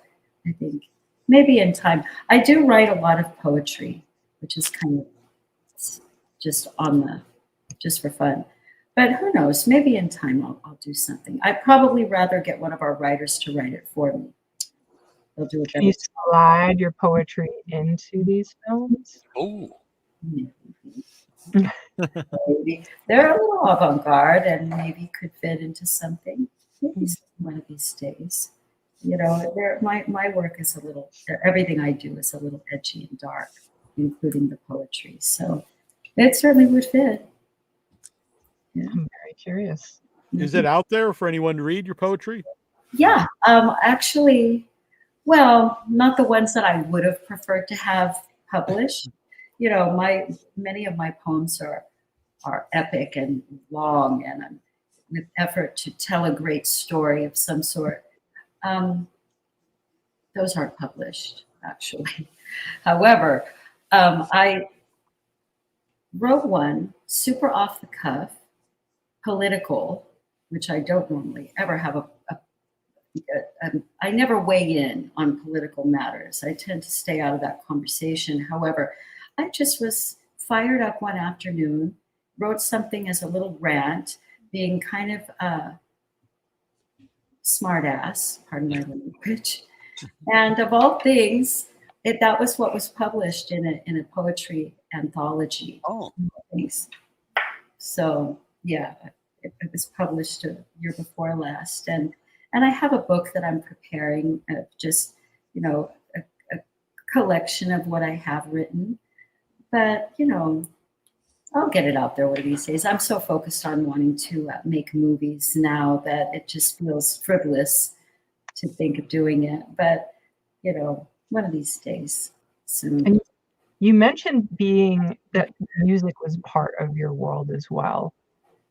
Do those overlap? The poetry and music? Well, not as much as they used to. My music was much more, I think, prominent in my life when I was dancing ballet as a student and a younger girl. My father was a touring musician. My father was actually, when he was playing music, he was playing, country music, touring with people like, he toured with Merle Haggard and Hank Williams and Dolly Parton and Willie Nelson and all of those old guys. So music, yeah, I grew up in the world of music and the world of dance and theater arts. So I guess all of that. And my fiance is also, he's also the lead singer of a band. He has an incredible band and musical projects as well as film projects. So, I have a family of artists, and music is a big part of that. Not for me, the music part is now just by virtue of other family members and music that I capture for the films that I'm making. But unless I'm doing ballet at my kitchen. Yeah. So I have this in my notes, and Christian is also asking it. Snooping through IMDb, how did you get involved in the Friday the 13th video game? Chasing money. Yeah, always the same. Just working as a liaison between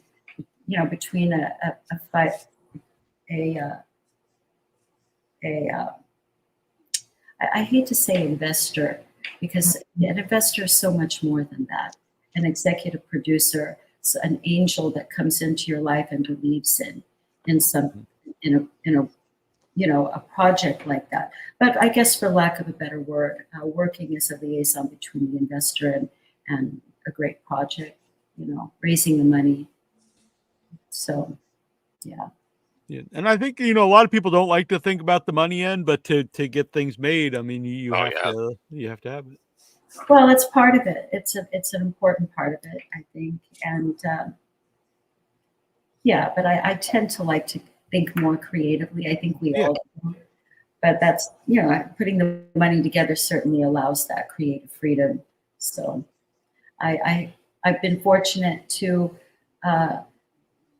keep very good relationships with people that I've worked with in that capacity, investors that I've placed with really great projects that, that return to me for other, other projects too.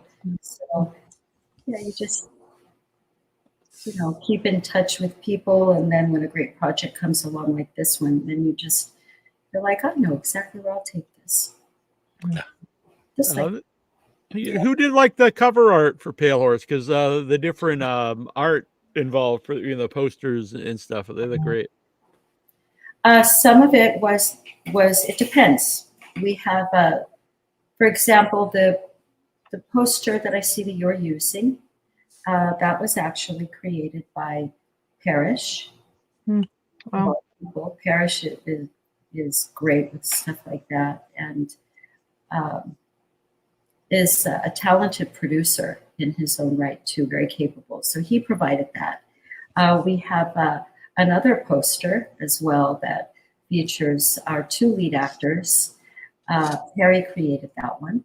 And then we have two character sheets that are gorgeous that Pearry created also for us. With the help of John Harrell, who is an incredible photographer that we were so lucky to have. He's a celebrity photographer. He's had the cover of Rolling Stone several times. He's photographed presidents, rock stars. A lot of his work you'll recognize. So, yeah, he helped Pearry create 3 of our 4 posters. Wow. We're very lucky. Do you ever put out? Will you ever put out a Pale Horse physical release, like DVD, Blu-ray? I don't know. I thought we were. But I don't think that we're going to. I think everything is just going to be on streaming platforms and some theatrical releases in foreign territories. I don't think we're going to have the first physical version to share with you guys. If it changes, I'll send you one. But It sounds very accessible, though. It's on the platforms you've listed. So yeah, and Tubi's coming out there. It's made its way around a little bit. Yeah. it's a pleasure to see it doing well, especially because it was it took a little bit longer than it would normally, I think, but normally would to get this film out. So it's nice to see it be received so well. It was well worth the wait. That's a good question, Christian. Are there any tips you give to anyone who has yet to dip their toes into the world of film financing? How do I swim without getting eaten by sharks? Don't get eaten by sharks. That's always good advice, yeah. First, protect the work that you're trying to share. Make sure you're not sharing it without an NDA. You don't want to be. You don't want to give it away to someone. And then putting together a sound business plan, focusing on mainly comparables and money, and how you're going to plan to return the investors' money, how they're going to participate. You know, I've seen a lot of business plans come my way that tend to be focused on the story and the creative aspects, which as artists, we tend to want to focus on that. You know, I know I want to tell you all about the movies I'm making and what they're about and the stories. Investors don't feel that way, though. Investors only want to know, how much do you expect this to make? How much of this am I getting, and when? I would make it just a very straightforward business plan, and then to try to find someone that really cares about art. You know, I think that's important. It makes a big difference when you have executive producers that love cinema and the art of storytelling and filmmaking. I have been so lucky that way with Pale Horse and my executive producing partner, and on these new movies that I'm making, which is a different team. That's important, I think. And there's a lot of money out there. Don't let folks tell you that there's not. There's a lot of money out there to find. Don't let people make you feel like there's no place for the independent artists and getting films financed. It happens all the time.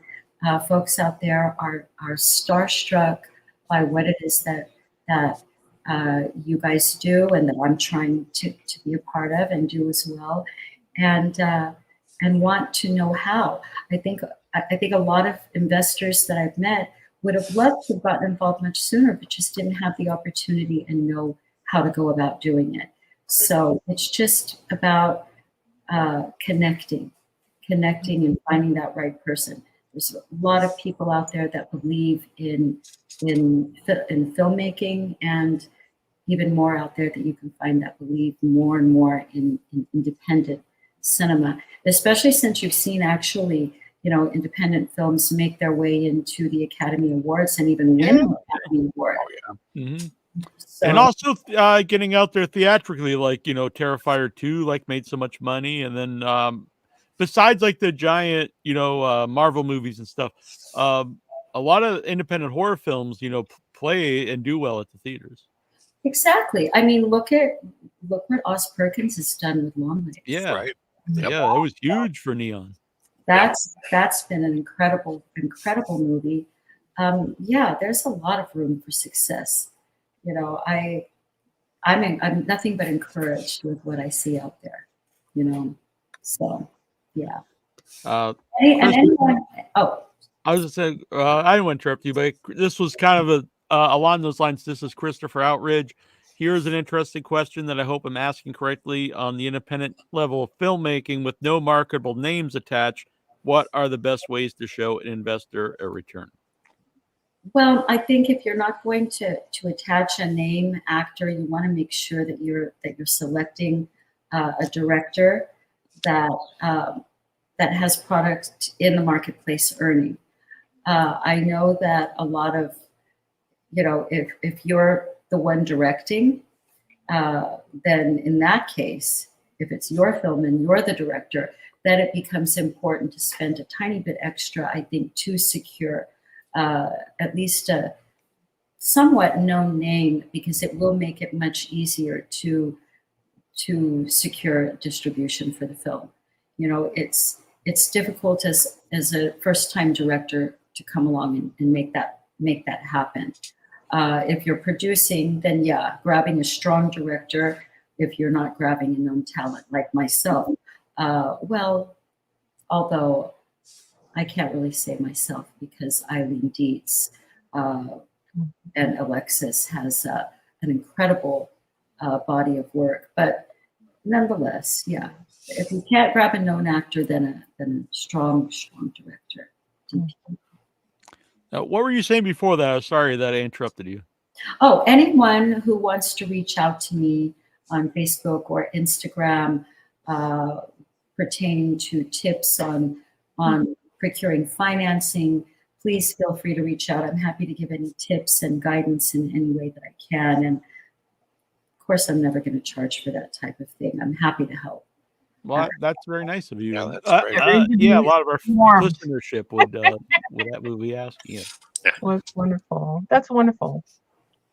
That's very good. I think being supporting independent art, independent film, and other artists is really important, and something that I'd be honored if I ever thought I had or could. So it's a pleasure too. And where would they find you? You can find me at Kim_Durham, Durham on Instagram, or Kim Durham on Facebook. And my movie, as you know, you can find it on Amazon, like Voodoo, Fandango, Tubi. Yeah. Pale Horse. And you're working on some stuff now, but I know you can't talk too much about them. I'll just say it was announced before, and yeah. So, yeah, do some Google some. Maybe you'll be able to find it. You can do some sleuthing out there. If you're one to Sherlock Holmes your way along, you'll find it. You'll find out what we're up to. Yeah. Just continuing what we started and expanding on that universe quite a bit. That's very exciting. And and when there's more to talk about, we can have you back and we can talk about them. I would like that. You can tell us about your vampire film. Well, I'll have some other. I will, but I'll have a couple of other exciting things to talk with you about. That's okay. Before then, but yeah, maybe eventually. Well, that sounds good. Yeah, they've there's two Chris's here. It's two different Chris's. Chris Outridge says he requested you on Instagram, so he's going to follow you there. So hope everyone listening does. And this was really cool to talk with you, Kim. I appreciate. Yeah, thank you so much. I appreciate you guys. I've been a huge fan of your podcast. It's one of the oldest, if not the oldest, right? It's the oldest active one, yeah. The oldest one is still active. Yeah. What an honor to be here to talk to you guys. Thank you so much for the visit. Thank you for giving attention to Pearry's work. That's an honor, and I know that he would be so grateful and so appreciative, and I am as well. We miss him a lot, and thank you for the kind words about our work. Very lovely of you guys. Very nice to meet you. So happy to meet you. Yeah, great to meet you. Thank you for doing this. Yeah, and we'll talk again soon. Yeah, love to hear your perspectives on art and how important it is. It's wonderful. Thank you, Annabelle. Thank you. Well, thank you for the work that you do to continue to support independent film artists and all that you do for the world of arts and for so many years too. It's a huge gift to be on your show, and thank you. Thank you so much. We appreciate that. And Dante HH says, honored to be part of the soundtrack of this badass movie. Great show, guys. Thank you. Nice. Turbo Vixen is the song in my film. Oh, wow. Yes, a hot band. And also an artist by the name of Ashton Knight, who has a band called The Awakening. who is, they just released a record and are just taking off on tour as well. So we've got some great some great music in this movie, and take a listen when you can. Yeah, Excellent. definitely. All right. Well, we will talk to you soon, Kim. Thank you. Thank you. Thank you so much. Thank you, guys. Have a lovely evening. You as You as well. You too. We're going to play the Pale Horse trailer, and then we'll be back. Sounds good. Enjoy.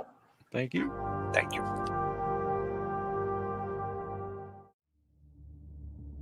Welcome to Stock Gallery. Is there anything in particular I could help you with? I'd like you to show my client's work to Miss Stock. Sir, I'm sorry. It's just, we don't normally take artist portfolios. You have to take a look at this. It's this artist. He's incredible. I am Sabian. He's saying he only wants the basement. What's even more weird is that no one is allowed to enter and that all of his assistants have to be blind. Most of my patrons never truly grasp the meaning of what I do. I think they're drawn to the suggestion of the forbidden. You have all this chaos surrounding this man, and it seems like he's being suffocated by it. They're demonic spirits that move through him. And he's drawn to one in particular. What do you know of love? That when two souls meet together, they become one. I can feel the love in your heart. Can you feel that it's mine? There are rituals that can bring forth great success, power, and wealth. They can also be called upon, cause harm, even death.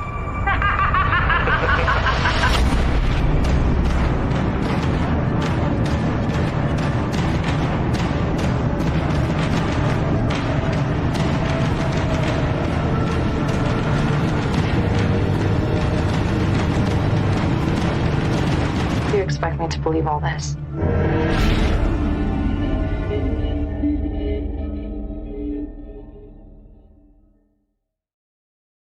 All right. That's Pale Horse. And thank you again, Kim. And we'll talk to you again. Thank you so much. Yeah. Have a lovely rest of your evening, and talk with you again soon. Yeah. Wonderful. Thank you. Thank you. Bye-bye. So Kim Durham is great. Christian Cortez is great. It's a really fun show so far. That trailer after Kim should bring it to Smod Castle. You guys make the connection. She seems very accessible. But with the trailer after, so I watched it, and then having the conversation with Kim, I would love to go back and watch it again with that being informed about everything that she was saying about that there was a magic cast. And I remember hearing some of the chanting and it being really genuinely freaky. It was uncomfortable to listen to. So that will be interesting watching it again. But yeah, I have an even greater appreciation. So I hope people will check it out because very accessible. And give money to Christian. Yes, we are looking forward. A lot of very cool people here. Christian said, I hope I'm not asking too many questions. I said, no, you're asking beautiful questions. Yeah. You're outshining us, Christian. So we're going to take a little break. I'm going to refill my tea. Annabelle's going to get a little snack. But then we're going to come back. We got a lot of stuff to talk about. So I'm going to play some trailers here. And giving us your time, you think? I don't know, 5, 6, 7. Well, how long do you need? Let's go with a nice 7 minutes, 38 seconds. There we go. It's perfect. All right. Very good. Let's see. Let me grab something here. So last week was Friday the 13th. We didn't really do a Friday the 13th show. So I'm going to grab a clip here from one of our first guests on the show, Betsy Palmer. I think she was our third guest on the show from the original Friday the 13th. And we're going to play this, and then I'll play some trailers, and then we will be back momentarily. Well, I say that I have to upload them and or download them and upload them, but we'll work it out here. So I'm going to play a couple clips, and then we'll be back. All right. Well, while those are uploading, I'm going to play some trailers, and then you're going to see a clip of Betsy Palmer, and then we'll be back. So we'll be back. Keep watching. All right. Here we go. Well, first of all, actually, I'm going to play this one first. It's short. Solvent. I produced this movie, and it's making its premiere at Nightmares in Ohio. So go check it. Johannes is the director of Johannes on soon. But yeah, I'm very proud to have produced this movie, Without Your Head film, Solvent. It should be playing, but it's not. Here we go.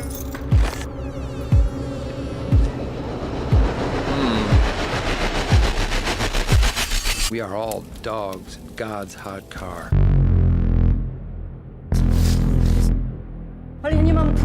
My grandfather was a Nazi. He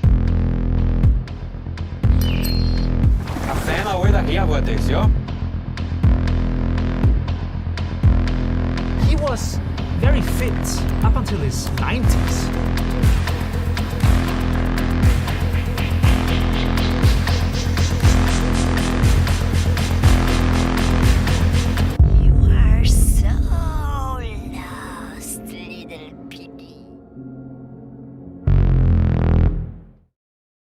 Whoa, it's scared. All right. On speaking and something else I produced, here's the What's in Future Smash, which is out now. Boom. Look at this. This was the slip cover you can only get if you were a backer on the project. Pretty sweet. Double disc. But you can buy these now, but you won't get the cool slip covers only on the Kickstarter Indiegogo. But double disc, Once in Future Smash, End Zone 2. You can also, if you're a horror pack, they were the exclusives in August, and you get these are the exclusive horror pack Blu-rays, Once in Future Smash, End Zone 2. There's also a novelization of End Zone 2. And these were exclusive to the campaign, End Zone 2 VHS tape. I understand we might have a couple of these for sale soon. Boom. So let's take a look at the Once in Future Smash. I was hoping that didn't fall down. We're going to look at the Once in Future Smash, and we'll check out End Zone 2. Here we go.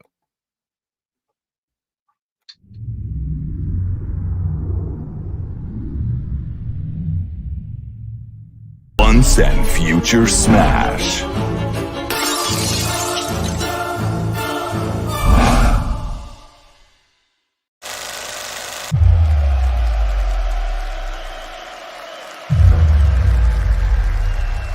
In 1955, the George Donner High School football team lost the big game. They beat freshman Jimmy Smazmov until he was hardly recognizable. You people broke his goddamn jaw! Can't even eat like a regular person! But Jimmy recovered. Jimmy Smazmov became Smash Mouth and got his revenge. Did they ever find Jimmy? Who, Smash Mouth? He died in the fire. I heard they never found his body. Now, 15 years later. It's really nice to be here with you, Nancy. We missed you. We should just have some fun. We deserve it. I've been coming out here for years. I've never seen that before. What in tarnation? You guys remember AJ? Him and Jimmy were always hanging out together, right? Jimmy was like my brother. I kept him safe. Smash Mouth is back. Do you still have a thing for him? Jimmy, it's me. It's me, Nancy. This time, the cheerleaders who stopped him I still remember the knife going into her. will face their greatest fears. You will know pain and suffering and blood. Don't close your eyes. Don't cover your ears. And whatever you do, don't open your mouth. In Zone 2, get smashed.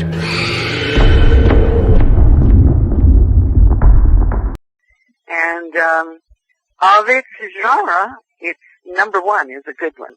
The other ones, I don't know who the guy in the hockey mask is. I say I'm crazy, but I'm not insane. I would never have, killed those kids if my little boy went at the bottom of Crystal Lake. So I do not admit to that fellow being anything in my life. Were you surprised when they made like a sequel to it and, they used Jason Voorhees in it? Since, in the original one, he's supposed to be dead. Well, I just told you I don't accept those movies. Okay. I just don't admit to them. No. And, the second one was made by our assistant producer, I think it was. And I had to go and do another head for him to be in a refrigerator, which is pretty ghastly looking. In fact, I have a picture of it that I have at the convention, for the autographs. And, it's very bad looking with my mouth open, and blood coming out. But there's a bottle of milk right next to me and a loaf of bread on the other side of my head. And so I say to the people when they want one, I said, shall I write, oh my God, this milk has gone sour. Because that's what it looks like. Right. I'll let everybody know. But the rest of them, no, I haven't. And I haven't done any of the other ones. I've been asked to do about 3 of them, and I won't do them. No, these, this one's fine. This is an all right one, and I like what I do, and I'm only in the last 10 minutes, but I have the chance of being an actress, and really portraying a character. And by the way, you never see me kill anybody in that movie. Right. I'm the one who loses their head. Right. I wasn't even there doing it. It was done by a guy. I mean, there's a shot of a hand with hair on the back of it. I do not have hair on the back of my hands. Do you think that's scarier, like a real person, like someone looks like a real person as a killer, instead of like the sequels where it's kind of like a maniac? I'm telling you, I don't accept those. or another movie. And I'm going to stick to my guns. See, I can't really comment on them, right, to tell you the truth, because I haven't seen them. And I know the guy that was Steve that was in number one. I didn't even know. I mean, in the one that when Jason started to come upon the scene, that Jason, and he had first worked with a canvas bag over his head or a paper sack or something. Right. And then he told me when they were going to have him, because he was doing all his own stuff, there was nobody there to do it for him. He's a good-looking man, and he said I wasn't going to go through that window and have my face all cut up. So he said he's the one that came up with the idea to wear a hockey mask. Open up, you witchy pricks!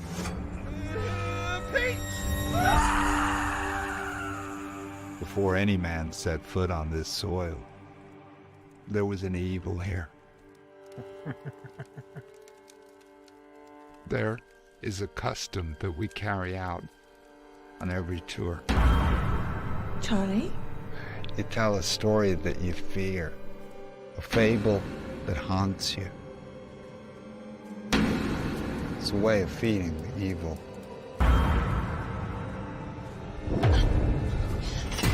Who's brave enough to talk to the dead? You are good. A bit old school, but I like it.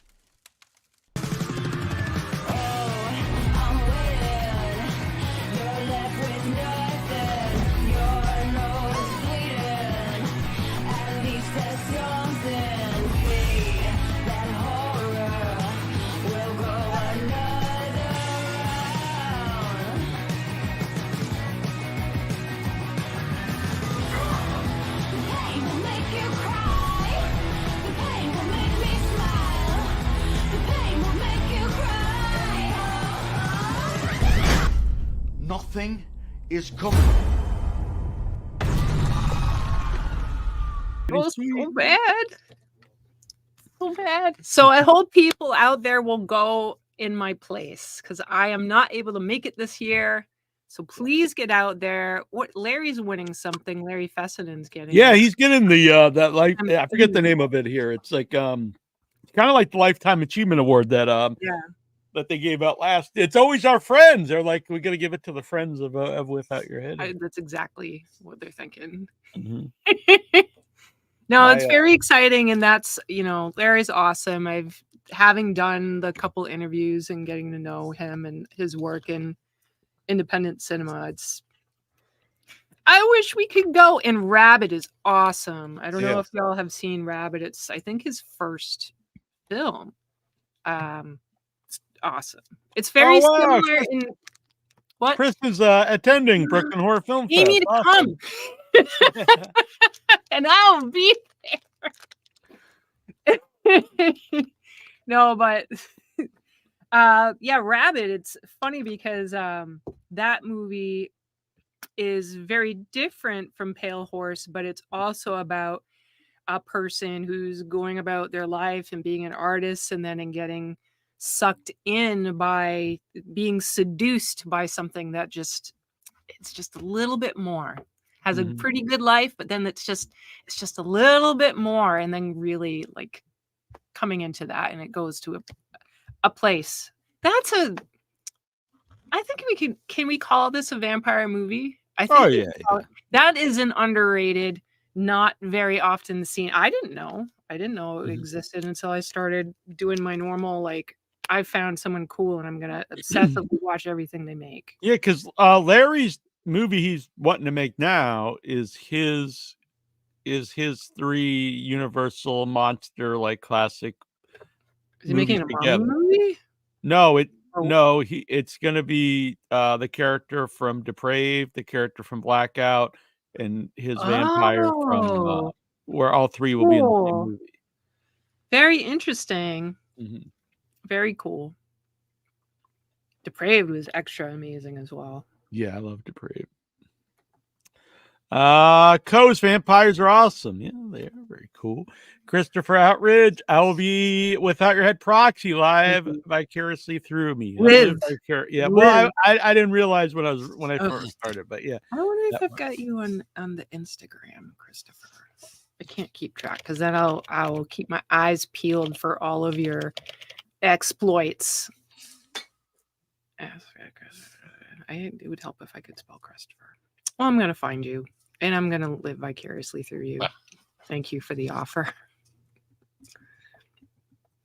All right. So thanks to our guests tonight. They were both great. Yes. Agreed. Awesome. Very different style humans, but both just wonderful. Really, really enjoyed it. Christian, I see you over there. You're the man. I love that you're hanging out with us. Yep. Yeah. Oh, bro, he's getting behind Brooklyn and Vampire in Brooklyn. Interesting. Nice. I need to see that again. That's one of the ones that I saw a bajillion years ago. I remember it being fun, but I need to return it and get a grip on it. I'm trying to think of underrated because, like, I love Fright Night and Nosferatu. I can't call those underrated. Those are all beloved. Let's see. What would be Near Dark? But I don't even know if that's underrated anymore. Not everybody loves it. Yeah. It just made James Lamont top list of horror movies. Let the Right One in, but I don't know if that would be really underrated either. Like, yeah. Maybe we don't know about them. Maybe people need to inform us.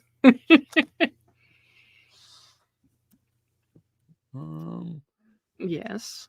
I'm trying to think here because I saw his new movie's playing or Joe. Oh, Bliss. That is a genuinely underrated vampire movie that I would recommend. Bliss from 2009. Bliss, like blissful bliss or blitz, like Bliss. BLISS. Bliss. Got it. Bliss. Go watch Bliss. I like it a lot. Bliss. Oh, dude, Christian. Yeah, the Tilda Swinton one it's a very slow burning movie. It's a very unique, very artsy vibe. It's cool, but it's very different. It's just not a traditional film vibe. I wouldn't give that one to Christian. I don't know. He might not dig that one. I think he's like looking for more of a humorous take on Proton fans. It's just my prediction. Tilda Swinton is not the queen of comedy. Oh, Tilda's great, and so is Hiddleston. Hiddleston's a man. Yeah. It's a very but dark, I think that one might be a little moody, pretentious. It's very moody. It is. Yeah, check it out and come back and let us know your thoughts. But it's long and it feels long. It's interesting. It's really like a normal movie. It has beats and it like puts you along, but you're kind of like in it with them. Like really in it there. So it's different. Just check it out and let us know. I don't mean to like. Not everybody I've told about it has loved that movie. 100% agree. That's a real that's another one of those that's not really a meh. You either enjoy it or you don't enjoy it. The Forsaken, a little underrated, Bubba says. That's interesting. So mine for underrated, I'm saying check out Bliss. Joe Begos. Into this, The Forsaken. Oh, there's a cool looking vampire there. I don't know. Salem's Lot, Return to Salem's Lot. It's not too great. The second one. No, the original. Come on now, man. I'm interested in this new one. It's going to be on Max. Yeah. I'll tell you, the kid knocking at the window looks amazing. That one. Yeah, I'm into it. Agree. There's been so much hype built around this for so many years, and it got shelved. And are we ever going to see it? Will it ever see the light of day? Vampires. And now it's here, and I want to be careful. I'm afraid. I'm fearful that I'm going to get my hopes up and I'm going to be smashed. It's kind of what Chris was saying here. I'm so worried about Sam being overhyped. Yeah, so I'm going to be very conservative. Because I thought the trailer I thought looked so good, and horror, as we always mention, like the last few years, it actually does really well at the theater. So it has me like perplexed why it's not released at the theater, unless it, like someone's like, "Wow, this is really terrible." There is a really. Are they doing it like a two-part? I don't know. I mean, long movies play theatrically now too. Yeah, that's true. No, there's a big backstory to how it got shelved and why. And I think it was COVID. COVID like threw off production, and then it kind of got like lost in the mix. But, so I think this is it's better for it to come out like this than not at all. Yeah, so that last Predator film, it didn't get theatrically released, and everyone thought it was going to be like really bad, and it was some people's like favorite since the original. I thought it was really good myself. I enjoyed it. Yeah, we shall and see. Then people I liked HBO's last take on a King thing. They did the Outsider, and I thought they did that one really well. Oh, I did not see that. Yeah, it's like a 10-part thing. It's really good. It's an investment, man. Yeah. He had a recent vampire-y series, I think also on Netflix. It was vampires. It was definitely vampires. I mean, recently, probably within the past 5 years. It's got a priest. And he's like running an AA meeting in this tiny town. Yeah. That wasn't a King, though. That was It wasn't, really? No, it's funny you say that because I loved it, and I thought as soon as I was watching, I was like, "Oh, this must be based on a King thing," but it isn't. That's pretty wild. Yeah. It's very Salem's Lot-ish. Yeah, Midnight like Mass. the slow turning, and yeah, it was cool. I liked it. Midnight Mass. Thank you. Well, cool. So Christian's saying that the writer-director of Salem's Lot has a good, decent track record. I'm definitely interested. I love the made-for-TV. I do too. I love it. It gets James Mason's king in that movie. He's just it really freaks me out. I know some of it's dated because people then wore different clothes. Like, what are you gonna do? But it's wonderful. And the Kurt Barlow. Oh my god. Yeah, he's great. He's one of the scariest looking vampires in movies. Oh yeah. And it's such a weird. He's blue, and yet it works somehow. Like it makes no sense, right? If you think about like a blue vampire. Well, I think blue is like lifeless, like a dead body is blue. Blue. Yeah. Blue. The But kid's I'm not 'cause like, the it's gore not a is always criticism. super It's just to scary. say that it's great that it gets that gets pushed aside. No one's like, that's a blue vampire. Like in, is it Dawn of the Dead, where there's like blue zombies and it's kind of Yeah, like and the blood's trope? very like Yeah. not realistic red, but I think that's the best zombie movie ever made. Yeah, Sure. it's easy to and- overlook. Exactly. But that's something you have to say in your mind. All right, there's various colors of zombies. Yep. Maybe they ran out of makeup. I don't know. But I'm going to put that over there and enjoy this movie. Salem Saw, I don't have to think, oh, it's a blue vampire, and I just have to set it to the side. I'm just in it. But yes. So I want to throw this out there. Anyone in the New England area, New England Film Making Spirit Take 2 is Saturday, October 12th. It's a 4-hour program of short films by New England filmmakers in North Andover. And it is your chance to see Umbilicus Desidero on the big screen once again. Yes. You do a beautiful job in that, Troy. Oh, thank you. You and your mom. Nobody cries like I do. And we're gonna get Troy to cry on Arbor Day. That's gonna be this time he won't be acting. Yeah, exactly. Just one good kick to the beanbag, and you know. I was just gonna punch you, but Troy's. Oh, that'll work. Yeah. Kick him in the balls. Then Troy's like, no, but that's what I want. Yeah, He's gonna that's push for it. Like you're gonna be that person that awkwardly pushes for strange ways for your character to be damaged. Like, oh, don't kind of forget, like why I all do these all feet my in own a Tarantino movie? So they finally did it. They were pushing for this. I really thought it was like no shot of happening. But look. Oh my goodness. The Terrifier 3 popcorn bucket is an actual thing coming to Does AMC the Santa theaters. hat come off? Yeah, I believe so. Oh wow. Because I think that's how you get the popcorn. All right, very nice. Oh my goodness. You know why they did it? Because people will buy it. Yeah, but don't give a shit if what kind of movie it is. People will buy it. They know the audience for these. That goes to what we've been saying though, that like these indie horror films, this isn't like a $20 million movie or like $100 million movie. It's a fairly low budget movie. Yep. And it's gonna make them massive money. They've tapped into a crowd that wants to spend money. I think AMC found it out with the 20-sided die popcorn Right? bucket. And Oh my it started God. going crazy. It went for like $500 on eBay. And that's why when I went to see the movie, they were all sold out. I was like, son Wow. of a bitch. Everybody that works there bought all of them. That's what's Dang. going to happen with these too. You know that. Yes. Did you This- see the? Never mind.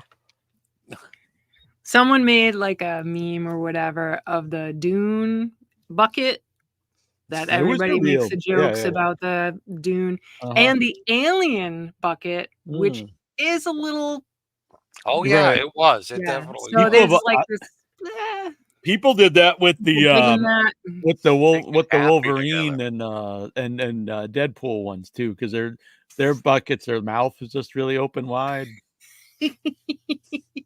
which I think they did on purpose. Yeah, because people will buy more of them. Yep. Oh my God. Vampire's Uh, Kiss, John, is classic, amazing. Life Force, I know you like very much. Neil, I don't know if Troy likes it. I like it. can't get Was that the into it. Alien one? Yeah, it's space vampires. Yeah, I and dig she's that very one. I dig beautiful and nude. I haven't seen it in but so long. she's beautiful and nude. There's that. Oh, no, maybe I'm thinking of a different movie. No, it's good. It's got the weird space vampire that like sucks life out of people. Oh, yeah. Yep. Was that the one with the thing goes from person to person? Or I think I'm thinking of a different movie. Yeah, with the worm. Yeah. Yeah, that's different. You've seen Life Force, so it's like looks like an actual vampire, and it like sucks people's life out. They get all like, Oh, It yeah. is cool, and they look very silly. They're Yeah. like little raisin people. It's all. It is. That's awesome. That is awesome. It's We good. got I a like it. lot of stuff going on in the chat for today. Wow, Yeah, we got you a guys busy are chat. wonderful. I love it. So lot going on. So we've got The Life Force by Dan O'Bannon, who wrote Alien. Oh, okay.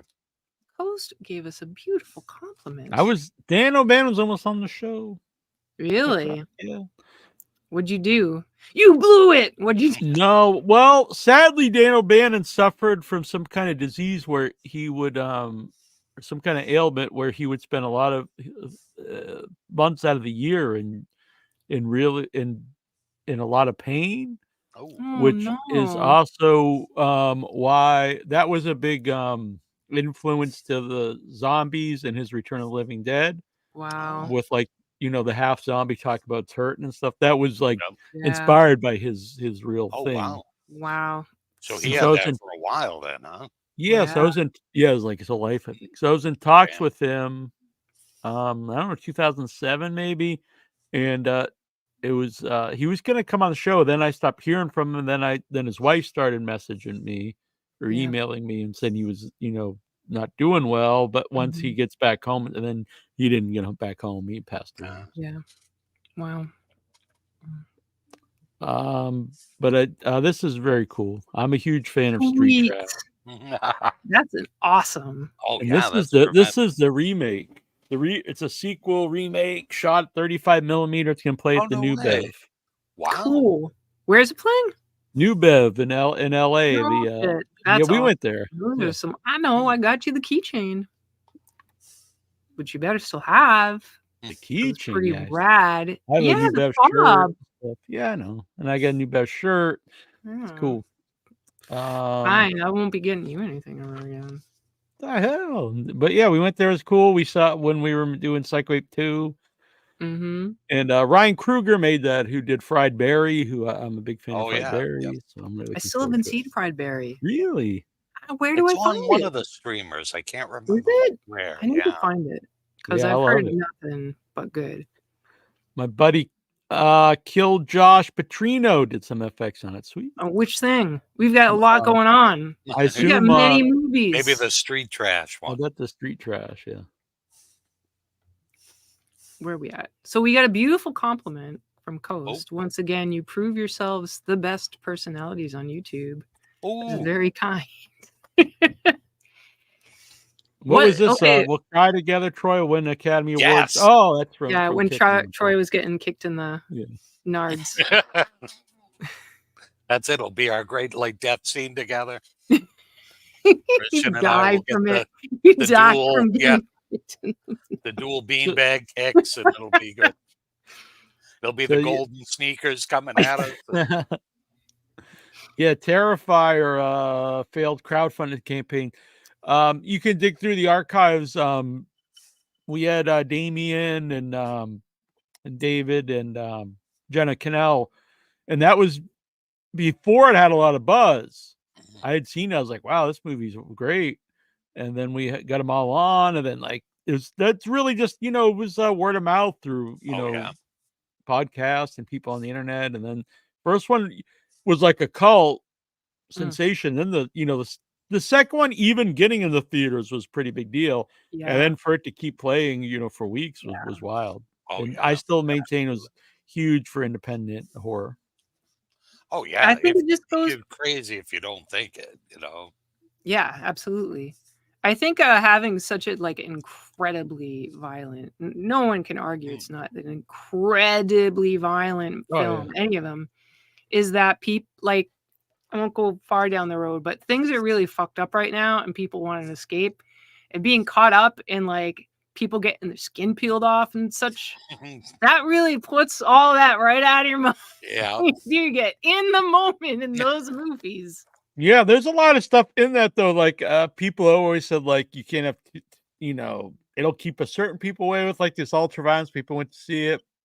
The length, they were you can't have a 2.5 hour slasher film. People won't go see it. But all these things, people went to see it. Yep. Now's the time. You want to put out some crazy shit. Now. It's the best time to put out crazy shit when the world is at unrest. Yes, everyone wants to get the fuck away. I'm into it. I want to see Terrifier 3. you hear all this stuff about there being like an anti-child event. That's like a big buildup of will some child get damaged? But we saw it was When Evil Lurks. Right? Oh yeah. Oh my God, it's amazing. Awesome. And to me, like that's a lot more disturbing. It was great though. And hearing about it from him after was also great. Yeah. More about like the theme of him having children destroyed in his movies. That was Damien, right? Yeah. Damien Rugna. Yeah, that was great. Daniel Elliott over here trying to get a message. I gotta tell. Okay, Ramon from 3 from Hell. Shut up. What are you saying? Ramon from 3 from Hell is over here. Nice to see you. Cool. Oh, I don't see him. Daniel Elliott is here. Up above. It's in green. Oh, it's a green D. Here. Boom. By the way, it's my brother-in-law's account. Okay. There we go. Huh. Sweet. That's cool to have you. Wow. Yeah. Very cool. Thank you for joining us. That's pretty rad. Oh, yeah, I see it here.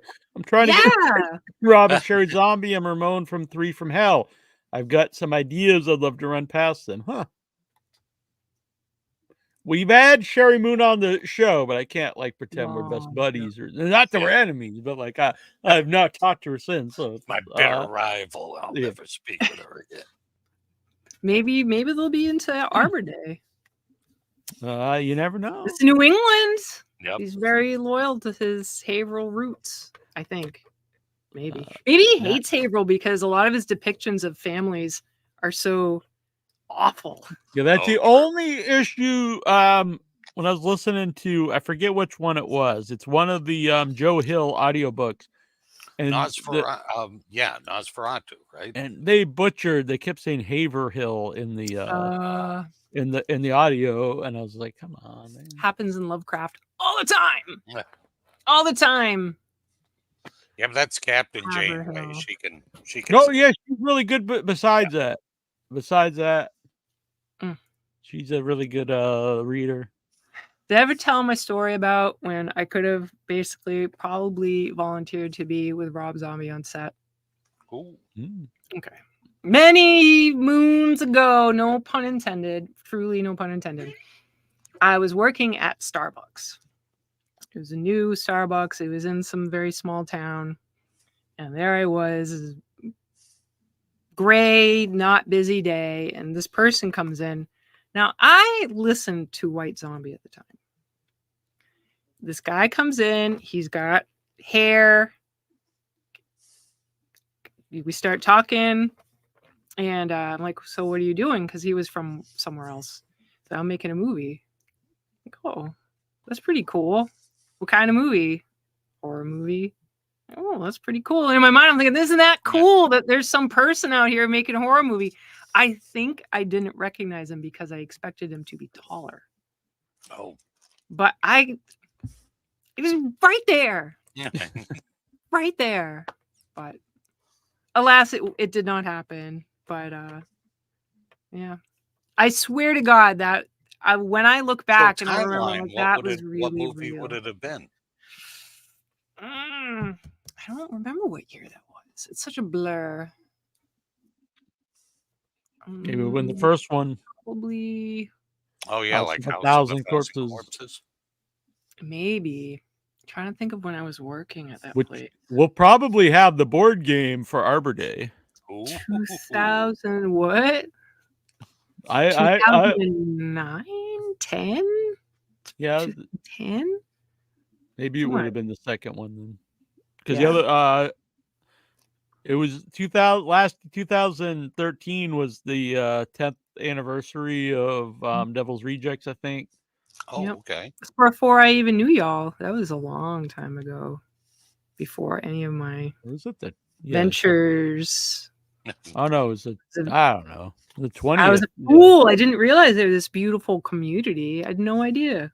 No idea that all of this was out there. So I don't want to be a downer here, but thought it was really terrible. The Rob Zombie's take on the Munsters. I thought it was very, very unfunny.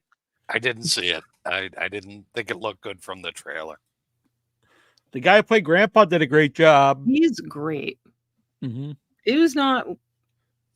It's tough. It's kind of like with Salem's Lot, going in with a particular expectation, because Rob Zombie talks about his great love for, the things of his youth.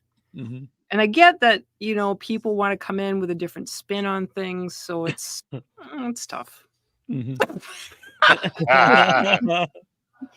I'm glad. I was hoping he was. Chris was like, I loved it.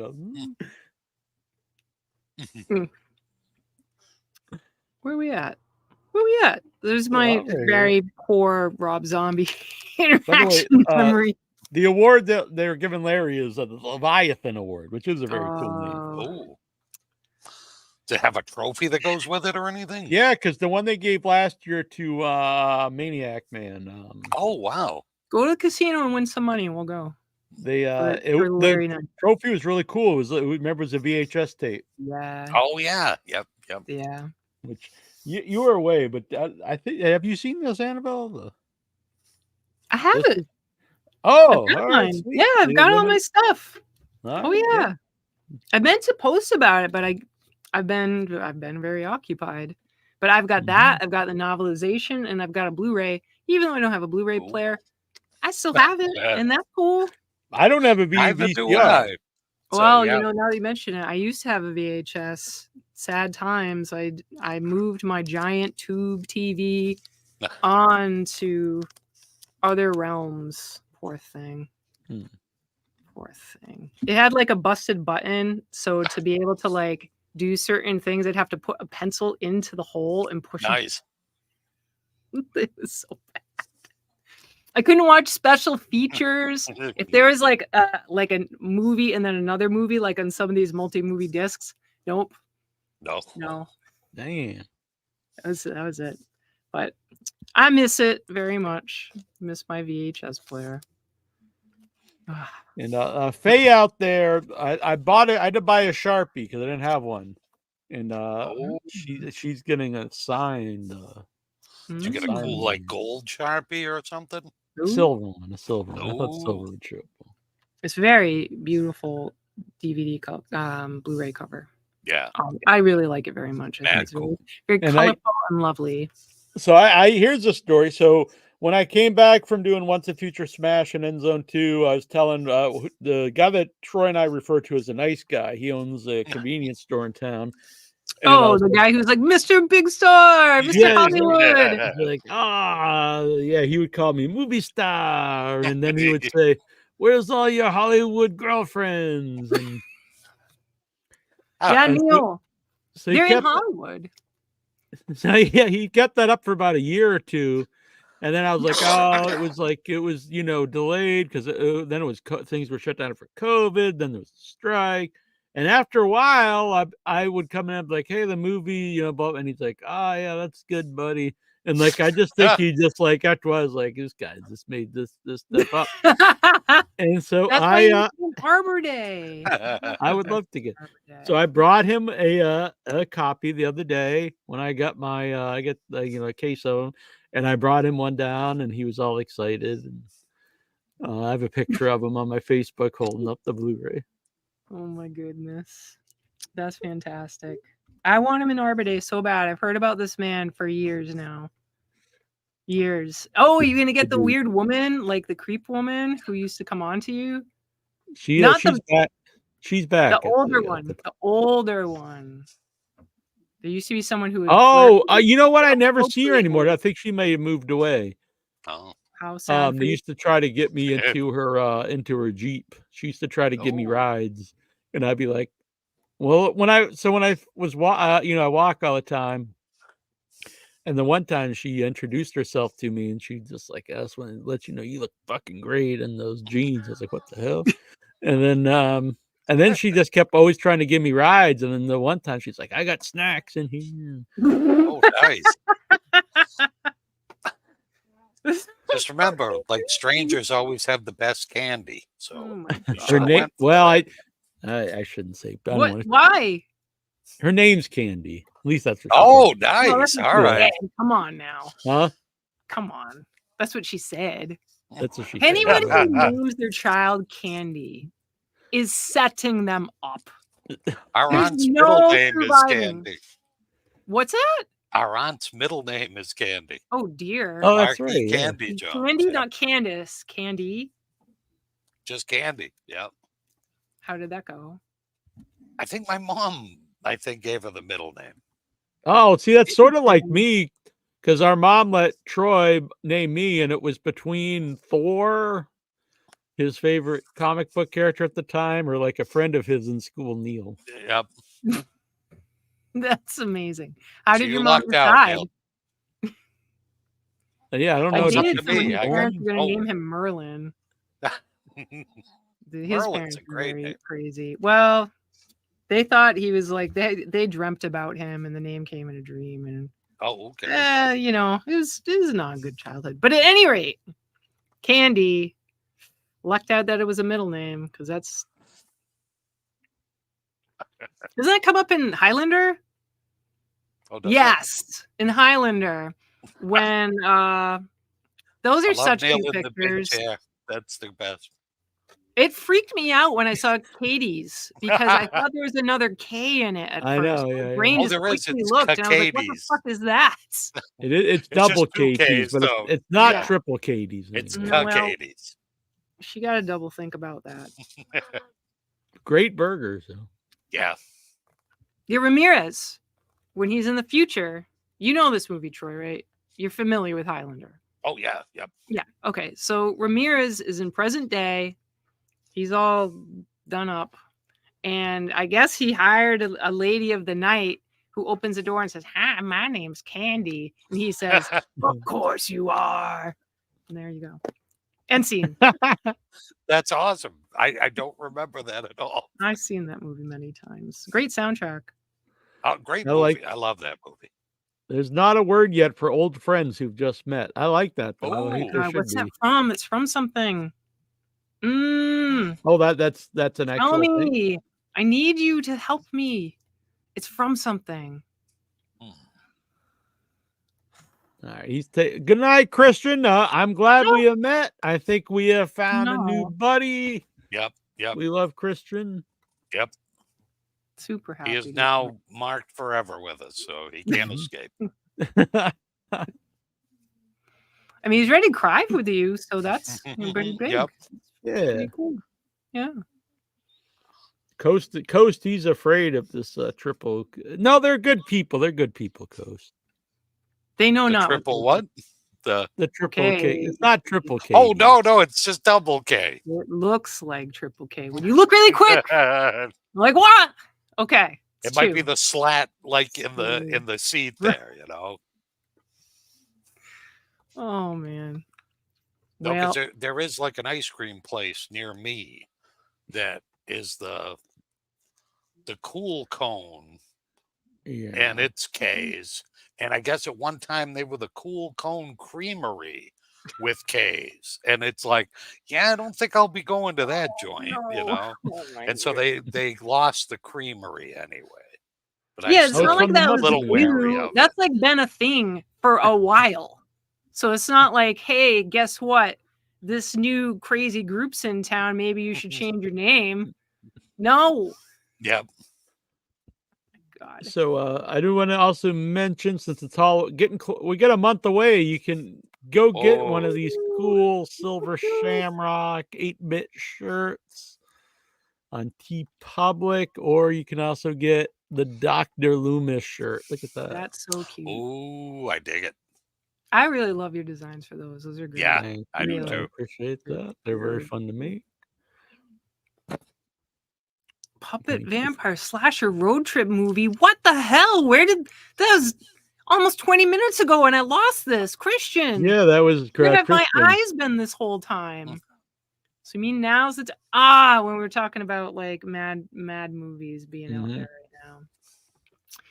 Yes, I think that would be great. Puppet vampire slasher movie. My question is, how big would the puppets be? Would they be like I wish he was still here for this. Would they be like Puppet Master size, or would they be what's his face from Magic size, or would they be like a creepy giant puppet? They have those in a Junji Ito comic. They're like giant puppets. Well, kind of like like I think in like the Kermit Muppets, the they have Frog that one size. giant puppet that always comes around. Sometimes will eat other Muppets and things. Oh yeah, the big brown one. He Yeah, scared the yeah. shit out of me as a kid. Scared the shit out of me It's like because he does Fraggle come up Rock. with Muppets. I had a nightmare that I will remember for the rest of my life as a child of a Muppet that came up and I got eaten, and I was like in all of its teeth. So it's like the I was Cookie like on Monster, the like just tongue, and there's like gobbling you teeth going. all around me. It It's was like the terrifying. premonition of Arbor Day or something. Yeah. It was a very scary experience as a child. Yeah, any of those Muppets that ate people. Christian has such a cute picture. It's him with I can't remember Scooter. Oh, the orange nice. one. Yeah. That's There's not a awesome. lot of Scooter love, so that was really cute. No, you never. That's one of the lost Muppets. You never really see him. Yeah, he was always a good little doobie. Yep. He was like the night Kermit kind of I love Kermit personally, but he was always a little bit like agitated and anxious and Well, yeah, trying like on to keep the Muppet shit Show. together. Yeah. Yep. Yeah, and Scooter was kind of like the calm voice of reason that would step in and try to like Kermit, bring it down. It's okay. Like you and me, Troy. I'm I'm on like, that shoulder doing Troy's that. like, it's fine. It'll Everything's be been cool. It'll going, work. yeah. That's why I'm sometimes referred to as Yoda by people, you know. Nice. That is that's like an honor to be a Yoda. Oh yeah, absolutely. I'm very happy Amazing. to be anyone's Yoda. Wow. Will you be our Yoda, Troy? I will always be your Yoda. So Oh. no worries. Let's see. I wanted to grab something here. I thought But no, you got me all motivated with the Clancy Brown impression and doing the Highlander thing. Now I'm no Arnold Everybody can do a Schwarzenegger. Clancy Brown though. That guy has got the graveliest of gravelly voices. Yes. I got something to say. Better to burn out than to fade away. Yeah. Damn right. I love And that. you need like the safety pins in the neck. Oh and yeah, stuff. that's a rad look. That is Yep. like this guy is amazing. And That all guy's the- the best he's got, like, the anyway. You think freaking- about it. Yeah, Clancy he's got, like, Brown the over the skull. years. Yeah. I've tried to get him on the show many times because I'm Oh a my huge God, fan. He would be yes. so tremendous. I Because like even think I about like- it, he was the security, like the main guard in what's the King one about the Rita Hayworth Shawshank Redemption? Yeah, Shawshank Really? Redemption. Yeah, Mhm. he's no watch shit. Shawshank again. It's Clancy as the main guard. Cool. He's the one that like is holding the guy over like And I- the edge when he's telling him about how to like. Yeah, you he's know, great. Yeah, And- he's just awesome in the movie. When he's a kid, he's in Bad Boys with Sean Penn. Yep. Great movie. Mr. He's just Krabs always is great. pretty sweet. Oh yeah, know. voiceover work too. I think he was one of the Mr. guys Krabs. on the animated Batman He's- series too. Really? Carnival, one of the most underrated series ever on such a great TV. show. Get back into that. I slipped away. It was Yeah, good. Clancy It was- Brown and a Yeah. dwarf. So, like, how can you go wrong? Yeah. You're right. Yeah, and he's in the new season of Dexter. Oh man.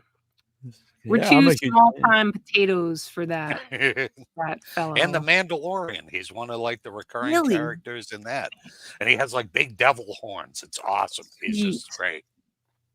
Yeah, he should come on the show. He'd have a good time. I think he would. He would. He'd For just sure. intimidate us with the voice, Right? and we'd throw quotes at him. He'd be like, "I'm so sick of this shit. I'm out of here. I don't know what to do." Bye. Yeah, fuck you. I'm so tired of hearing these quotes. Your voice can't get as gravelly as mine. It's not a word yet for old friends you've just met. Good God, what is that from? I'm Googling. He said it's from the Muppet movie. It's Gonzo's song. Oh, See, God. that's so awesome. That's a really sad song. Yep. It makes me cry a little bit. It's when he's looking up at the stars and is really sad. Oh man. So I have the whole lineup here. I don't know. I'm sorry. Oh, you're going. No. I mean, this. I was just saying, I have the lineup here for Brooklyn Horror Film Festival, but I don't want to. I don't want to get Annabelle too upset either. Okay, no, I want you to bring it to the audience. My sadness should not be. So as we mentioned, there's a special screening of Larry Fessenden's Habit, and they're going to give him the Leviathan Award. What day is that? Well, that's just. I'll go over the actual lineup here. So, on the opening night film is Dead Male, which we've been offered an interview for. So, really cool. Yeah, a bloodstained note arrives at a country post office, leading its experienced dead letter mailroom clerk and his associates down a perilous path to discover its origins. Meanwhile, an entrepreneurial synthesizer engineer enters a precarious partnership with an overbearing investor, perfectly capturing an authentic retro aesthetic. Joe DeBoer and Kyle McConaughey's indie horror synth thriller is a total gem and should launch this directing team into the stratosphere. Wow. Kyle McConaughey? Kyle McConaughey, yeah. I don't think it's, I think there must be a new duo, so this is cool. Dead Male. Animale. What is it? Animale. Animale.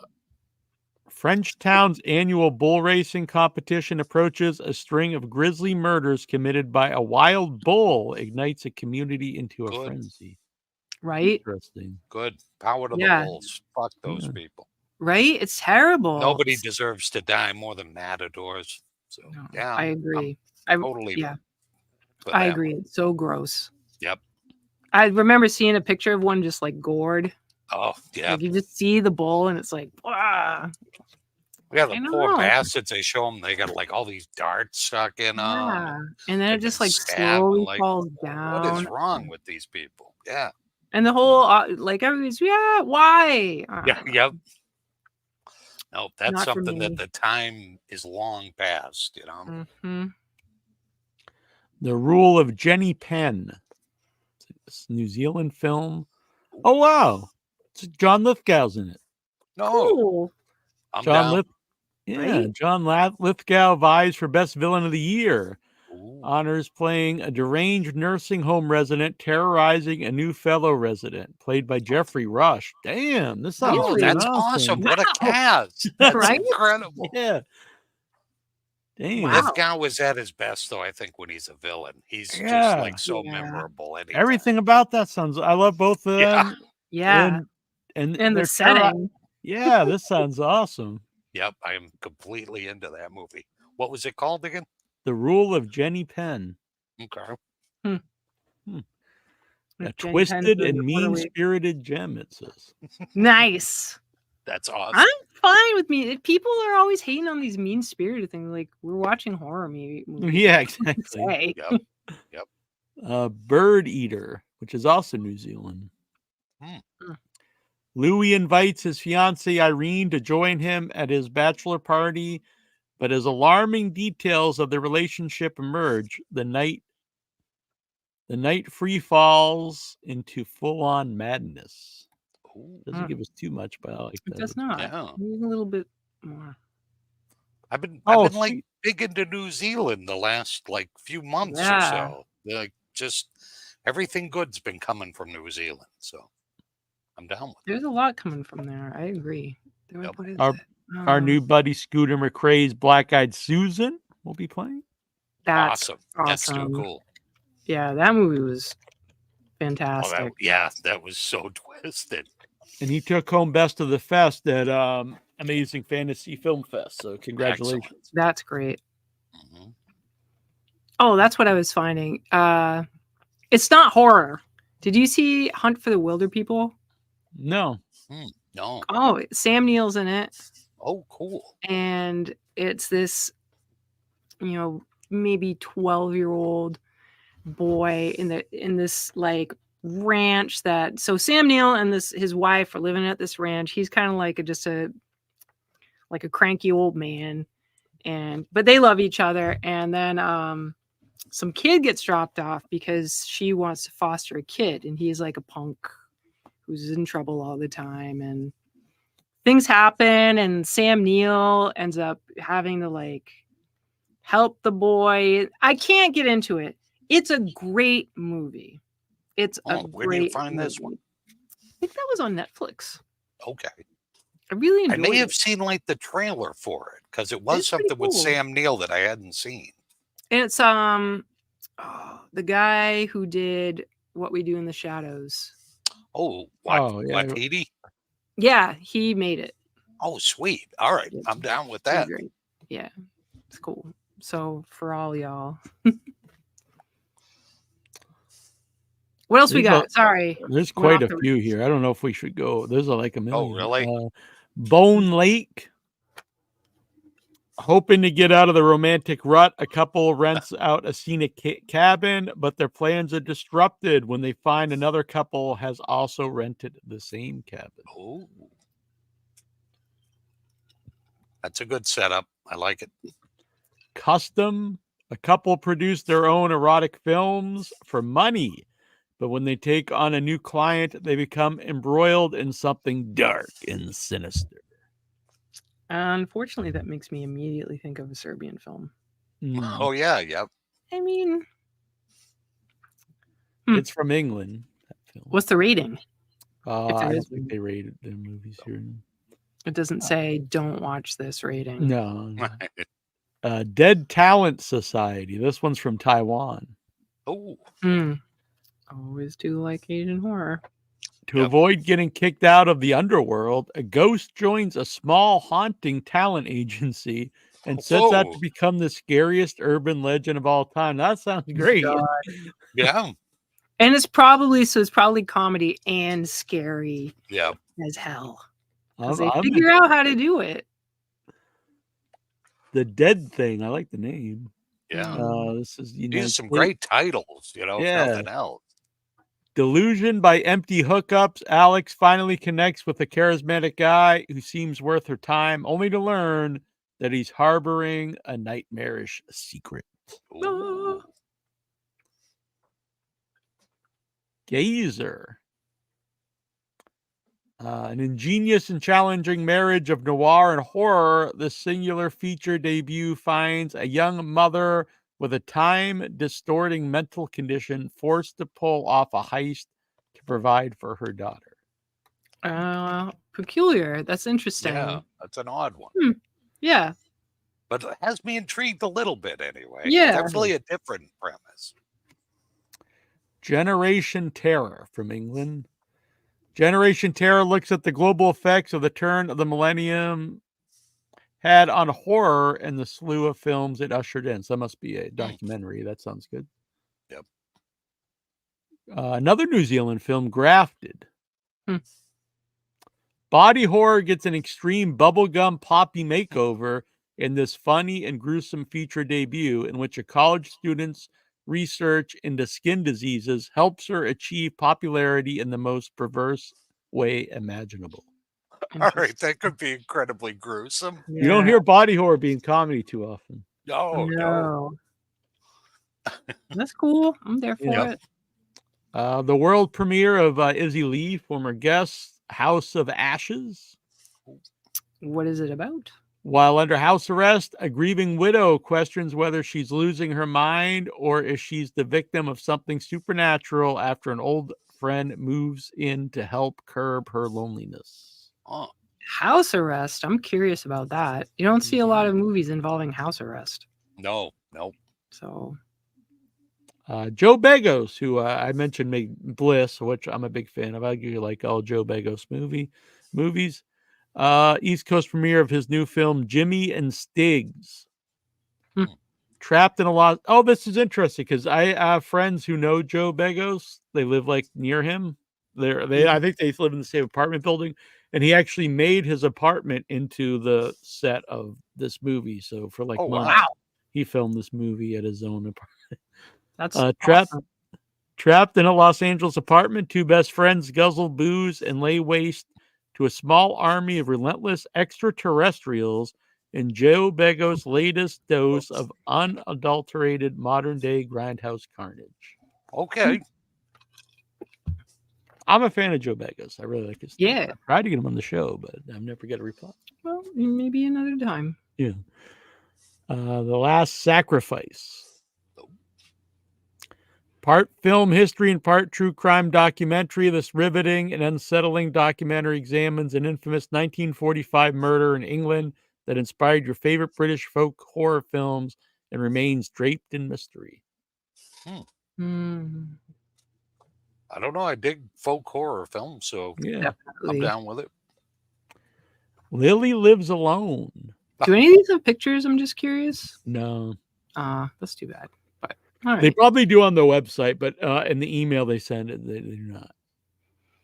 A 10-year anniversary of a tragic accident sends a guilt-ridden woman over the edge, plunging her into a drug and booze-fueled fever dream of conspiring townsfolk and supernatural terrors. Okay. Pretty cool. Yep. Psychonaut from the Netherlands. Oh. With the help of a futuristic healing machine, Maxime must traverse into the dark recesses of her dying girlfriend's mind in order to locate the essential memory that could save her life. That sounds pretty wild. Yeah. Don't get a ton of like horror films from the Netherlands, so interested. Rita, this is the U.S. premiere. It's from Guatemala. A girl runs away from her abusive father only to end up in a safe house where she finds a fantasy of horrors that awaits her. Oh. This is interesting. I don't know how you say it. Saraya? How do you spell it? Sayara. Sayara. Sarah? From Jean Evernal, who we had on the show, yeah. Who did Baskin, which we love. Oh, yeah. Yep. From Turkey, Brooklyn horror alum Jean Evernal combines his personal brand of extreme horror with brutal martial arts action in this tale of blood-soaked revenge following a woman's mission to avenge her sister's murder. I'm a sucker for a good revenge story, so I'm in. Oh, I could send these, like, if you guys want to read one. Oh, no, I'm fine. How far along are you? We don't have too many left now. Okay. We've got like 5 left. You want to read one or? What are you on? I just sent here. I'll send it to you. Okay. Vic in the house. You sent it to my in the private chat. Oh, okay. Oh, this part? Yeah, I don't think you can paste too much in here. They won't let me. Somnium. Let me see. Somnium. I'll be able to find it in here. Somnium. I've got a good one. Gemma moves to LA hoping to become an actress. She takes an overnight gig at a sleep clinic that promises to make the client's dreams come true. But the longer she spends there, the more it becomes clear that something sinister is going on. Ooh. Somnium joins the growing movement of Jungian horror that taps into our unconscious mind and secrets and terrors it is waiting to be discovered. I love Jung. So... it's way longer than the email. The email is 1 sentence. Yeah, well, really? I went to the website, sir. What's next? The Soul Eater from France and Belgium. That's weird. Do you want me to? I can send you this link. No, you can read them. I've read almost all of them. So. The Soul Eater. Oh, and it's got lovely pictures too. That's cool. It's like a demon walking a child down a dark red hallway. I'm gonna have to check these out afterwards. Yeah. Well, let me at least pass it. I'll get the picture here while you read it. Oh, okay. Right, cool. There you are. All right. The Soul Eater from France. Jump-started by a perplexing murder scene of absolute carnage and a group of missing children, 2 investigators from different departments are sent down the same dark and unforgiving trail. As the bodies continue to pile up and another child disappears, all clues lead to the local legend of the Soul Eater, a chilling crime procedural with plenty of gore to spare from directing team and horror genre mainstay Julian Mori and Alejandro Bustillo, which maybe also is not pronounced correctly. And there we go. Kids going missing. Soul Eater. Soul Eater just sounds kind of creepy anyway. Right? And the picture's really, really rad. Yeah, it doesn't let you save these pictures. But we'll just show.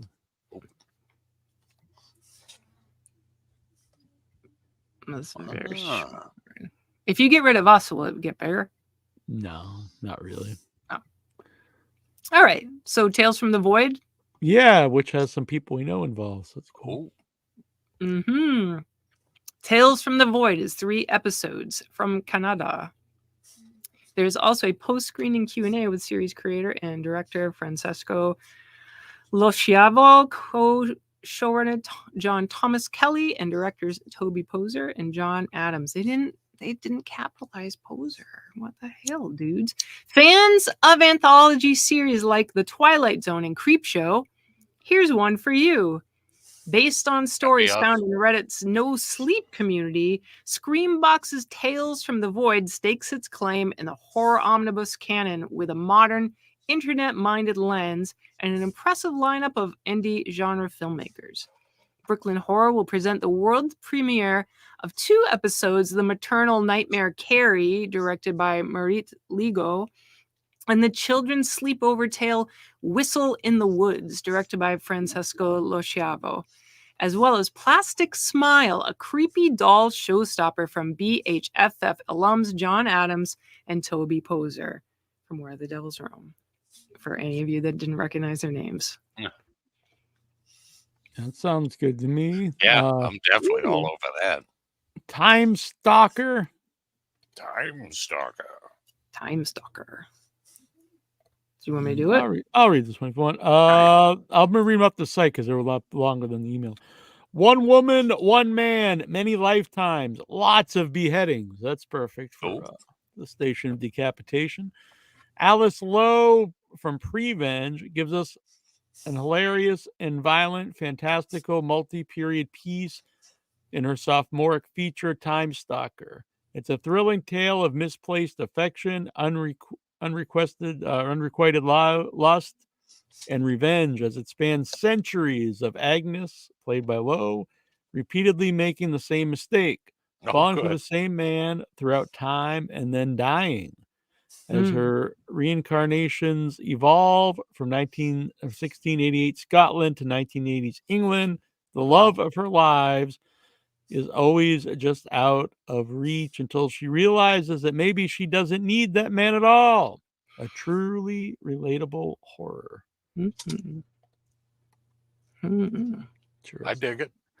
You should see the hair on this woman, Troy. It's crazy. Oh, she's got the crazy hair.